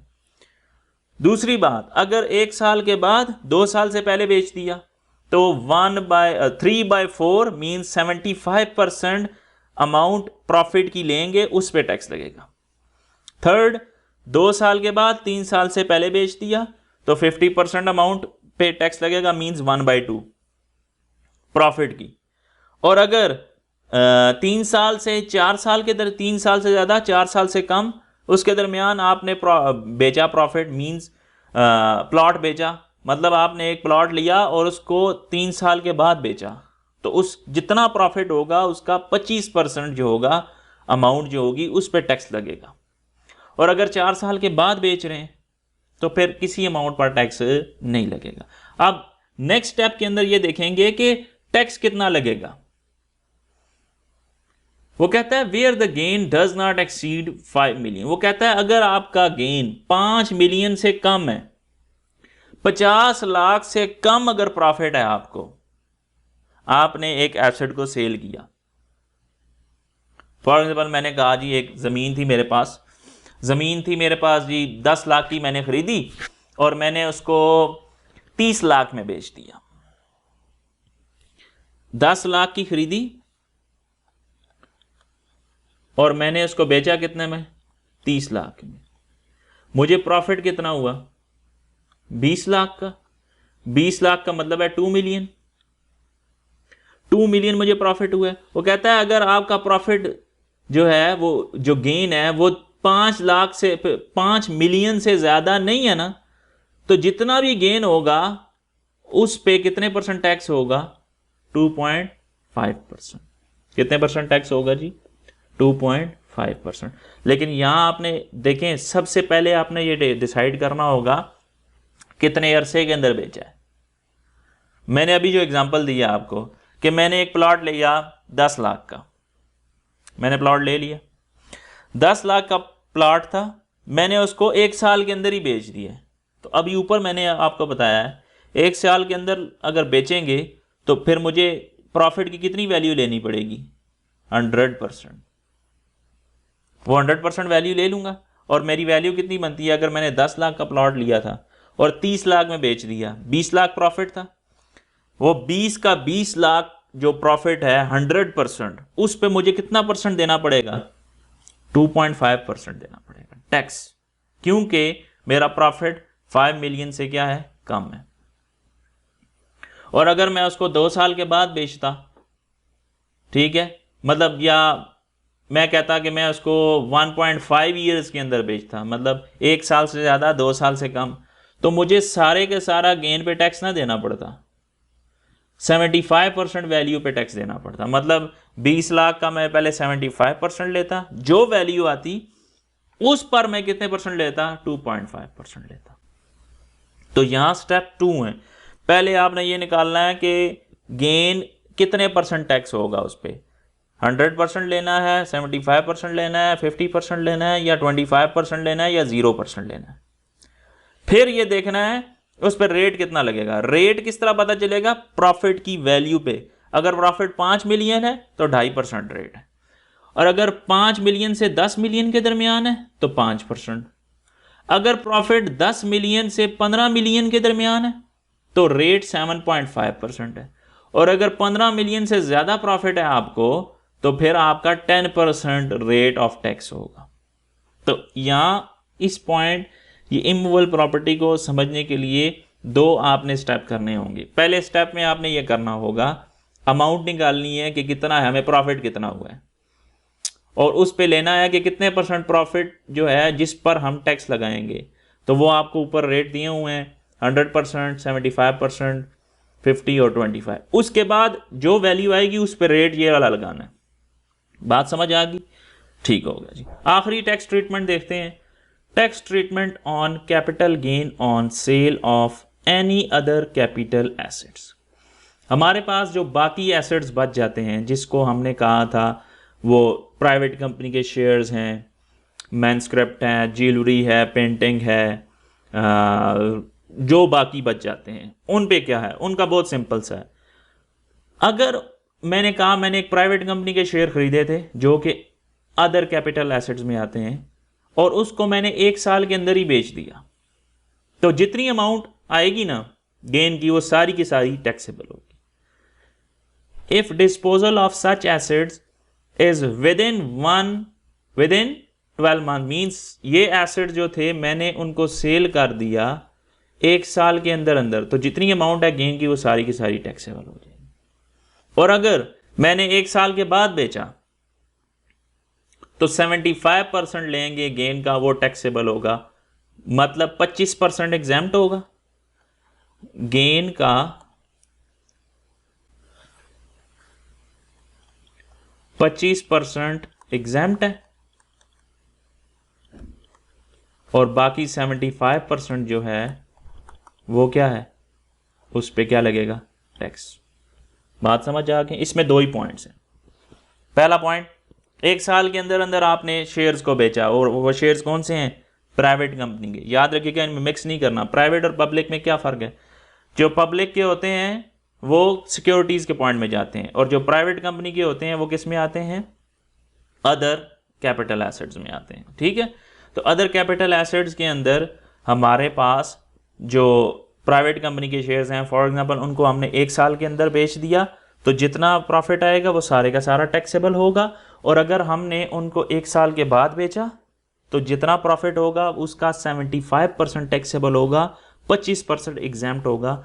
ये हमारे पास कैपिटल एसेट्स, कैपिटल गेन जो थे हमारे पास, उनकी टैक्स ट्रीटमेंट्स थी। आगे हम एमसीक्यूज डिस्कस करेंगे इसके। मैं समराइज कर देता हूं। इनकम फ्रॉम कैपिटल गेन के अंदर हमने 3 कैटेगरीज बनाई हैं, सिक्योरिटीज की, इमूवेबल प्रॉपर्टी की और अदर कैपिटल एसेट्स की। ठीक है, सिक्योरिटीज के अलग पॉइंट्स हैं, इमूवेबल प्रॉपर्टी पे जो टैक्स है उसका अलग ट्रीटमेंट है और जो अदर कैपिटल एसेट्स हैं उन पे टैक्स का अलग ट्रीटमेंट है। तो अब हम एमसीक्यूज की तरफ चलते हैं। एमसीक्यूज क्या है?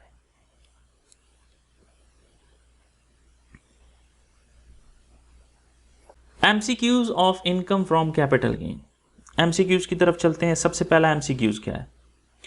Capital gain arises from disposal of. कहता है कैपिटल गेन अराइज होता है, कैपिटल गेन हमें हासिल होता है डिस्पोज करने से। मींस डिस्पोज का मतलब होता है सेल करने से। किस चीज़ को सेल करने से? भाई किन चीज़ों को सेल करने से हमें कैपिटल गेन हासिल होता है? तो आपको पता है किन चीज़ों को सेल करने से हमें कैपिटल गेन हासिल होता है? कैपिटल एसेट्स को सेल करने से जो हमें प्रॉफिट होता है उसको हम क्या कहते हैं? Capital gain. तो वो कहता है capital gain arises from disposal of what? Capital assets. Capital assets को डिस्पोज ऑफ करने से, सेल करने से हमें क्या हासिल होता है? Capital gain. C is correct option. Number 2, capital assets excludes all except. क्या कहता है? कैपिटल एसेट्स में एक्सक्लूड्स हैं, मतलब ये सारे नहीं हैं। इनमें से वो कहता है capital asset excludes all except. इन पॉइंट्स में से कौन से ऐसे हैं जो एक्सक्लूड नहीं है? एक्सेप्ट का मतलब है नहीं। स्टॉक इन ट्रेड तो कैपिटल एसेट नहीं होता, लिहाजा इसको छोड़ दें। पर्सनल इफेक्ट्स मैंने आपको बता दिया, पर्सनल चीज़ें जो भी होती हैं आपकी वो कैपिटल एसेट नहीं होती। एग्रीकल्चर लैंड ये भी नहीं है। ज्वेलरी कैपिटल एसेट था, इसका मतलब यह क्या वो पूछना चाह रहा है? कैपिटल एसेट्स में से एक्सक्लूड एक्सेप्ट। ये सारी चीजें एक्सक्लूड हैं लेकिन कौन सी नहीं है? तो ज्वेलरी कैपिटल एसेट है, लिहाजा ये करेक्ट ऑप्शन है। House property held for more than 36 month is. आपने 36 मंथ्स मींस 3 साल तक एक प्रॉपर्टी को अपने पास रखा, तो वो कहता है ये कौन सा एसेट होगा? Short term, long term, projected capital assets, ये कौन से होंगे? तो याद रखें 1 साल से ज़्यादा जो अरसे के लिए हमारे पास एसेट्स होते हैं उनको लॉन्ग टर्म कहते हैं। कौन से कहते हैं? Long term. तो हमारे पास थर्ड में डी ऑप्शन करेक्ट ऑप्शन है कि ये लॉन्ग टर्म कैपिटल एसेट है। 1 साल से पहले वाले शॉर्ट टर्म होते हैं, 1 साल के बाद वाले जो होते हैं वो लॉन्ग टर्म होते हैं। Number 4, dash are capital assets. कहता है इनमें से कौन से ऐसे हैं जो कैपिटल एसेट्स हैं? स्टॉक एंड ट्रेड, नहीं ये तो नहीं होता। Sculpture, yes. Immovable property, yes. ये दोनों हैं तो कहता है both B and C, yes. तो इसका मतलब है करेक्ट ऑप्शन कौन सा है? ये वाला, ये करेक्ट ऑप्शन है इस एमसीक्यूज का कि बी भी है और सी भी है। Fifth MCQs, a person who drives his income by dealing in shares of private unlisted and public limited companies are cover under the head. वो कहता है एक ऐसा बंदा है जो शेयर्स में डील करता है और वो शेयर्स दो कंपनी के हैं, पब्लिक के भी हैं और प्राइवेट के भी हैं। वो कहता है ये जो शेयर्स के अंदर जो बंदा डीलिंग करता है ये किस हेड के अंदर आते हैं? आपको पता है ना शेयर्स किस हेड के अंदर आते हैं? कैपिटल गेन के अंदर। तो यहां देखते हैं business, other source, capital gain, all the above. तो C option is correct option for this particular MCQs.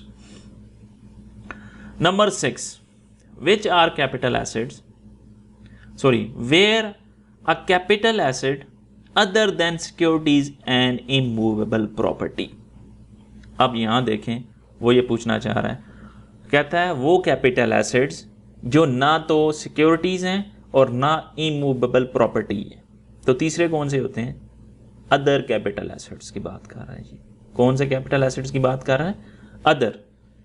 कहता है कि where a capital assets other than securities and immovable property is disposed of, means उनको cell कर दिया गया है, after 1 year of its acquisition, means खरीदा हमने और उनको 1 साल के बाद बेच दिया, then gain for the tax purpose is dash of actual gain। वो कहता है कितने % हमें गेन पे टैक्स लेना पड़ेगा।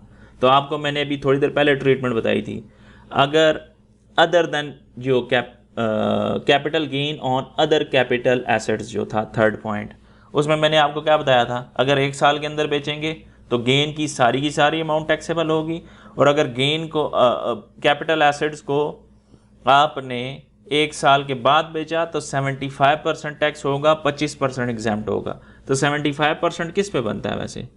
ये 75% है, मीन्स 3/4। तो करेक्ट ऑप्शन सी है। बात समझ रहे हैं? Other than capital, other than securities and immovable property जो कैपिटल एसेट्स होते हैं जिसमें प्राइवेट कंपनी के शेयर्स आ जाते हैं, आपके पास ज्वेलरी आ जाती है, स्कल्पचर आ जाता है, ये सारे इसके बारे में बात हो रही है। ठीक है जी। 7th point, rates for taxability of capital gain under section 37A for association person and individuals are. वो कहता है जो रेट ऑफ टैक्स हैं इंडिविजुअल और एसोसिएशन ऑफ पर्सन के लिए क्या वो सेम है, डिफिकल्ट है, डिफरेंट है, क्या है? तो याद रखिएगा इंडिविजुअल हो या एसोसिएशन ऑफ पर्सन हो, रेट ऑफ टैक्स सेम होते हैं, means B option is correct option. ठीक है जी। Next, when a capital asset is dispose of within 1 year, dash of gain is taxable। मैंने आपको अभी बताया था पहले, अगर आप 1 साल के अंदर अंदर बेच देंगे तो कितने % लेना चाहिए? 100%। और अगर 1 साल के बाद बेचेंगे तो 75% लेंगे 1 साल के बाद, 1 साल से पहले बेच देंगे तो 100%। तो यहाँ वो पूछ रहा है विद इन वन ईयर है, तो विद इन 1 ईयर का मतलब ये 100%। A option correct option. Capital gain on sale of shares of private company holding period less than 1 year, मतलब full amount. Less than 1 year का मतलब ये ऊपर वाला ही पॉइंट है कि विद इन 1 ईयर आपने बेच दिया तो सारी की सारी अमाउंट टैक्सेबल होगी। 100% से मुराद ये फुली टैक्सेबल, ये भी सेम ही पॉइंट है। ठीक है जी। 10वें पे चलते हैं। Capital gain on sale of shares of private company holding period more than 1 year. अब मोर देन 1 ईयर में कितने % होना चाहिए? 75% टैक्सेबल होना चाहिए। कितने % एग्जाम्प्ट है? 25%। तो यहां वो पूछना चाह रहा है dash % of capital gain is exempted. कहता है कितना एग्जाम्प्ट है? तो हमें पता है कि 25% सॉरी 75% तो टैक्सेबल है ना, तो बाकी कितने हैं 25% जो है वो क्या है एग्जैम्प्ट है। कब? जब आपने उसको 1 साल के बाद बेचा है, तो 1 साल के बाद बेचा तो 25% mean C option is correct option for this MCQs। 11वें MCQs की तरफ चलते हैं। Capital loss under section 37 is allowed as reduction for those assets who the gain of which is. याद रखें होता ये है इनकम फ्रॉम कैपिटल गेन के अंदर ये है कि अगर आपको लॉस हो जाए तो लॉस को क्या करेंगे, लॉस को गेन में से आप माइनस कर सकते हैं। लॉस को किस में से माइनस कर सकते हैं, गेन में से माइनस कर सकते हैं, लेकिन उन्हीं लॉसेस को माइनस कर सकते हैं जिनका गेन टैक्सेबल होता है। क्या मैंने कहा, वो लॉसेस जिनका गेन अगर टैक्सेबल हो तो हम उन लॉसेस को क्या कर सकते हैं, गेन में से माइनस कर सकते हैं। कुछ ऐसे गेन होते हैं जिन पे टैक्स लगता ही नहीं, जैसे 0% है, अब आप उससे टैक्स ले ही नहीं रहे तो उसका लॉस माइनस नहीं हो सकता गेन में से। लॉस गेन में से माइनस हो सकता है उनका जिनके गेन्स टैक्सेबल हैं, वो लॉसेस ही माइनस हो सकते हैं गेन्स में से जिन गेन्स को हम टैक्सेबल कहते हैं। वो गेन्स जो एग्जैम्प्ट हैं उनके लॉसेस माइनस नहीं होंगे। तो यहाँ पॉइंट यही पूछना चाह रहा है वो कि कैपिटल लॉस जो है वो डिडक्शन है, मतलब माइनस कर सकते हैं आप किन के लिए, किन एसेट्स के लिए, जिनका जो चार्जेबल टू टैक्स हैं, एग्जैम्प्ट हैं, बोथ हैं। तो वो गेन जो चार्जेबल टू टैक्स होते हैं ना, उनके लॉसेस माइनस हो सकते हैं, उनको डिडक्शन अलाउ है। ठीक है, वो लॉसेस जिनके गेन्स टैक्सेबल नहीं है उनको अलाउ नहीं है, क्या डिडक्शन अलाउ नहीं है, लिहाजा ए ऑप्शन करेक्ट ऑप्शन है। नेक्स्ट MCQs की तरफ चलते हैं। 12 MCQs क्या है, capital gain on disposal of immovable property, open plot, holding period up to 1 year, applicable amount of tax up to 5 million for the tax year 2021 will be। वो कहता है हमारे पास एक इमूवेबल प्रॉपर्टी थी जिसको हम कहते हैं ओपन प्लॉट, उसने उसको सेल कर दिया, प्रॉफिट हुआ उसको, जिसको हम कैपिटल गेन कहेंगे। उसने कहा होल्डिंग पीरियड 1 साल है, मींस 1 साल से पहले पहले उसने उस प्रॉपर्टी को बेच दिया। तो आपको याद होना चाहिए, मैंने आपको कहा था अगर आप 1 साल के अंदर अंदर बेच देंगे, ठीक है, लेस देन 1 ईयर, 100% लेंगे आप गेन। अगर आप 1 to 2 ईयर्स के दरमियान बेचेंगे तो आपको मैंने कहा था सिर्फ 75% लेंगे गेन का, और 2 से 3 ईयर्स के दरमियान बेचेंगे तो 50% लेंगे गेन का, और अगर 3 से 4 ईयर्स के दरमियान बेचेंगे तो 25% लेंगे गेन का, और अगर 4 साल के बाद बेचेंगे तो 0%। तो यहाँ तो उसने ये कहा है कि 1 साल के अंदर अंदर बेच दिया, मीन 100% हो गया। अब वो ये कहता है 100% अमाउंट है, लेकिन ये बताओ इस 100% अमाउंट पर टैक्स कितना होगा, टैक्स का रेट बताओ। तो आपको पता है रेट हम कैसे पता चलता है, अमाउंट हम चेक करते हैं कितनी है, 5 मिलियन है, 10 मिलियन है, 15 मिलियन है। तो 5 मिलियन तक है, तो 5 मिलियन का रेट आपको याद है ना कितना होता है, 2.5% हमने ऊपर डिस्कस किया है। तो यहाँ देख लें correct option A is correct option. 5 million तक है 2.5%, 5 से 10 मिलियन है तो 5%, 10 से 15 मिलियन है तो 7.5%, और आगे उसके बाद हमारे पास जो आ जाती है 15 मिलियन से ज़्यादा हो जाती है तो 10% रेट हो जाता है। ठीक है जी। कहता है 13 MCQs की तरफ चलते हैं।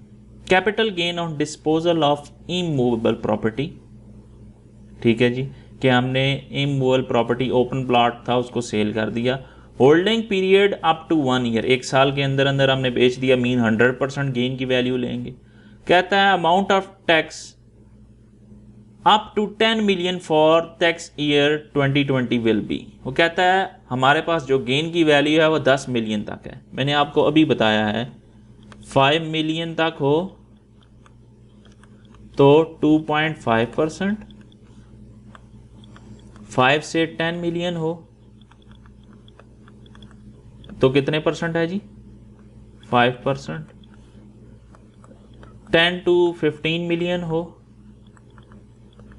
तो 7.5%, और अगर 15 मिलियन से ज़्यादा हो तो एक ही रेट है, वो कितना है? 10%। तो यहाँ वो पूछ रहा है कि 10 मिलियन वैल्यू है, बताएं कितना रेट ऑफ टैक्स होगा। तो 10 मिलियन हमारे पास ये वाली आ गई ना, तो कितना रेट ऑफ टैक्स होना चाहिए? 5%। तो ये सी ऑप्शन करेक्ट ऑप्शन, ठीक है जी। अप टू 10 मिलियन है, मीन्स 10 मिलियन से कम ही है, ठीक है जी। 10 मिलियन यहाँ आ जाएगा, 10 मिलियन से कम होना चाहिए, ये वाला रेट है, ठीक है जी। 14 capital gain on disposal of immovable property, holding period more then 2 years. 2 साल तक हमने रखा, लेकिन लेस देन 3 ईयर्स। 2 साल से ज़्यादा, 3 साल से कम। आपको याद है ना कि 2 साल से ज़्यादा 3 साल से कम हो तो कितने परसेंट लेते हैं? बताएं आप। मैंने कहा था अगर 1 साल के अंदर बेच देंगे तो 100%, 1 साल से 2 साल के अंदर बेचेंगे तो 75%, 2 साल से 3 साल के दरमियान बेचेंगे तो 50%। तो 50% का मतलब ये है कि 50% का मतलब होता है 1/2। 1/2 50% होता है ना, 0.50।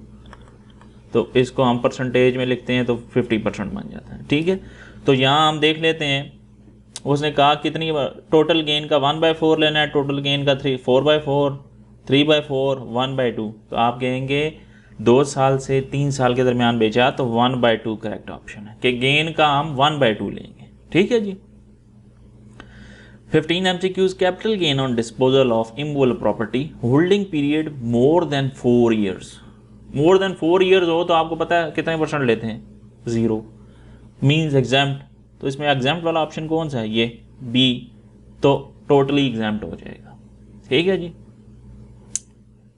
मतलब उसने इमूवेबल प्रॉपर्टी को 4 साल तक होल्ड करके रखा, 4 साल के बाद बेचा है, तो फिर 0% गेन का लेंगे। हम पहले डिस्कस कर चुके हैं ये। 16 MCQs capital gain on disposal of immovable property, constructed property है ये। Holding period up to 1 year for the tax year 2021 applicable amount will be. वो कहता है हमने एक कंस्ट्रक्टेड प्रॉपर्टी थी, उसको 1 साल के अंदर अंदर आपने होल्ड करके रखा है और फिर बेच दिया, और फिर आपको क्या हुआ? प्रॉफिट हुआ, जो जिसको आप कैपिटल गेन कह रहे हैं। तो कहता है कितनी अमाउंट जो है वो आप लेंगे। वो आप देखें अमाउंट कैसे निकालेंगे।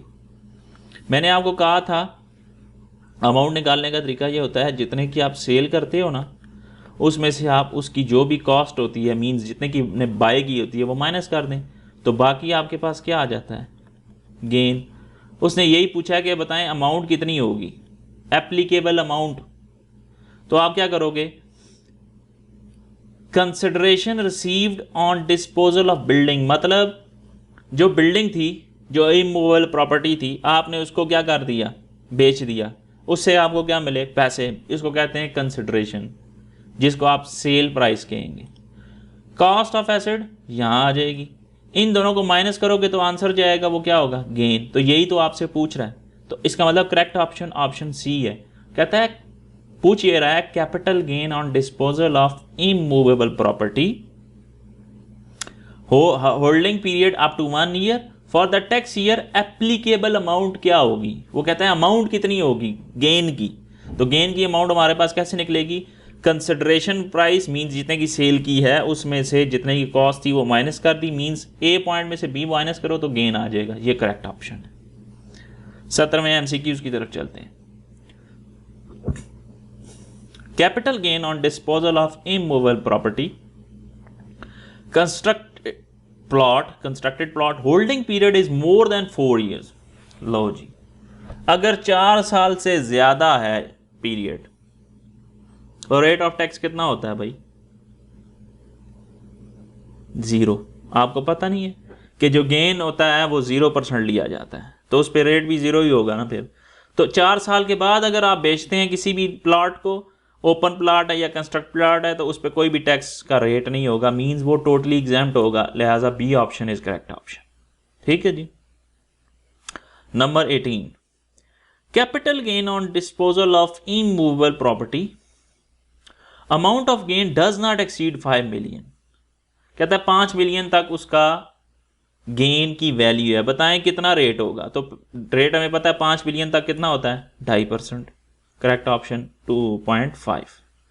Capital gain on disposal of immovable property, holding period is more than 4 years. तो कितना होने, मोर देन 4 ईयर्स का मतलब है 0%, मीन्स टोटली एग्जाम्प्ट है। पता है ना आपको, जब 4 साल से ज्यादा हम उसको होल्ड करके रखते हैं तो जो अमाउंट होती है उसका कितने परसेंट लेते हैं, 0, मीन्स वो एग्जाम्प्ट ही होगी, उस पर टैक्स क्या है ही नहीं। 20 MCQs क्या है, capital gain tax shall not be chargeable on disposal of securities which are held for a period of। कहता है कैपिटल गेन पे टैक्स हम चार्ज नहीं करेंगे, कब, जब सिक्योरिटीज को कितना आप होल्ड करके रखें, कितना होल्ड करके रखें, तो हम उन पे कोई टैक्स नहीं चार्ज करेंगे, मींस उस पे 0% टैक्स चार्ज कब होगा।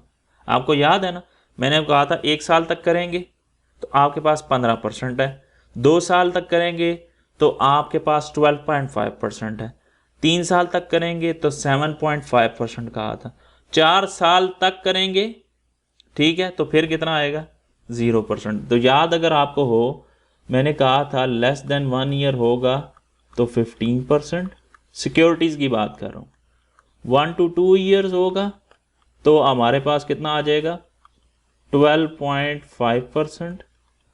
अगर आपके पास 2 to 4 ईयर्स तक है तो 7.5%, और अगर 4 ईयर से ज़्यादा है तो फिर कितना है, 0। सिक्योरिटीज़ के जाके पॉइंट में आप देख लें, तो वो पूछ रहा है कि कैपिटल गेन किस पे चार्ज नहीं होगा, जब आप सिक्योरिटीज़ को कितना अरसा रखें, 4 ईयर्स तक।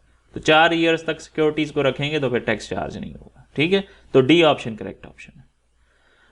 If securities purchase before 2013, means वो 2013 की जो डेट मैंने आपको बताई थी, जुलाई 2013, उससे पहले खरीदी है, तो आपको याद है रेट ऑफ टैक्स कितना था, 0%। तो ए ऑप्शन करेक्ट ऑप्शन।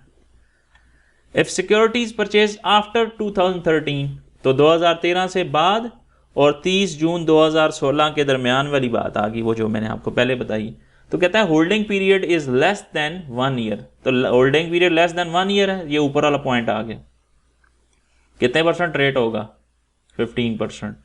तो इसमें देख लेते हैं 15% कौन सा है, ये। तो बी ऑप्शन करेक्ट ऑप्शन है कि आपने 2013 के बाद खरीदी है, 1 साल तक रखा है और बेच दिया है, जो प्रॉफिट होगा उस पर 15% टैक्स लगेगा। अगर सिक्योरिटीज, यही पॉइंट है, खरीदी 2013 के बाद थी, holding period more than 1 year है बट लेस देन 2 ईयर्स है, तो फिर रेट 12.5% होता है, ऊपर अभी हमने देख लिया। तो बी ऑप्शन करेक्ट ऑप्शन है। और अगर सिक्योरिटीज को उसने कहा more than 2 years but less then 4 years, तो आपको पता है फिर 7.5% रेट होता है। ठीक है, ये इस सीक्वेंस के साथ एमसीक्यूज हैं कि पहले में उसने कहा कि सिक्योरिटीज को 2013 के बाद खरीदा उसने, 1 साल तक रखा, 15% रेट, 1 साल से 2 साल के दरमियान 12.5, 2 साल से 4 साल के दरमियान 7.5, 4 साल के बाद 0%। ठीक है जी, तो D C option correct option. 25वां, for capital gain on securities acquired after 1 जुलाई 2016, वो आखिरी पॉइंट था कि 2016 की जुलाई के बाद जब भी खरीदें और जब मर्जी बेचें, एक ही रेट मैंने बताया था, वो क्या था, 15%। तो इसके बाद जब मर्जी खरीदी थी तो जो भी रेट ऑफ टैक्स होगा वो 15% होगा, means B option is correct option, 15% rate of tax है। 26 MCQs क्या है, a deduction on loss under section 37A on disposal of securities chargeable to tax may be adjusted against the capital gain of. वो कहता है कि जो भी loss होता है सिक्योरिटीज के अगेंस्ट, किसका लॉस, सिक्योरिटीज के अगेंस्ट जो भी लॉस होता है वो सिक्योरिटीज के गेन में से आप क्या करते हैं, माइनस कर सकते हैं। क्या कर सकते हैं, माइनस कर सकते हैं। सिक्योरिटीज में से, किसी और में से माइनस नहीं कर सकते। कहता है any other security not chargeable to tax, वो सिक्योरिटी जिस पे टैक्स ही चार्ज नहीं हुआ उस पे अगेंस्ट आप लॉस को माइनस कर सकते हैं, नहीं। मैंने आपको पहले बताया था लॉस एडजस्ट होता है, डिडक्ट होता है किसके अगेंस्ट, वो गेन्स जो टैक्सेबल हो, जिन पे टैक्स चार्ज किया जाता है, उन्हीं में से माइनस हो सकते हैं। तो कहता है any other securities chargeable to tax, हाँ जी, वो सिक्योरिटीज जिन पे टैक्स चार्ज होता है उनमें से लॉस को हम क्या कर सकते हैं, डिडक्ट कर सकते हैं, माइनस कर सकते हैं। ठीक है जी, बी ऑप्शन करेक्ट ऑप्शन है।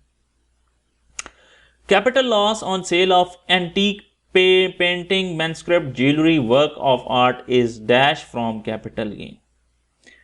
याद रखिएगा, ज्वेलरी, पेंटिंग, एंटीक्स, मैन्युस्क्रिप्ट, ये जितने भी होते हैं इनका लॉस गेन में से माइनस नहीं हो सकता। ये रूल ये कहता है। क्या कहता है, मैंने कहा था लॉसेस जो होते हैं वो गेन में से माइनस हो सकते हैं, लेकिन jewellery, antique, painting, work of art, इनका लॉस गेन में से माइनस नहीं होता। मींस इनके लॉस की कोई ट्रीटमेंट नहीं है, मींस लॉस नॉट डिडक्टेबल है। तो यहां नॉट डिडक्टेबल कौन सा है, सी ऑप्शन। तो सी इज द करेक्ट ऑप्शन के एंटीक, पेंटिंग, मैन्युस्क्रिप्ट, इनका जो लॉस होता है वो माइनस नहीं हो सकता। ये इसका करेक्ट ऑप्शन है। उम्मीद है आपको लेक्चर समझ आएगा। लेक्चर थोड़ा लंबा है, उसका मकसद यही था पहले आपको समझाया जाए ये क्या है, फिर एमसीक्यूज देखे जाएं, तब समझ आ सकते हैं, अदरवाइज मुश्किल होते हैं। Thank you very much for watching, और मेरे चैनल को सब्सक्राइब करें। Thank you very much. अल्लाह हाफिज़।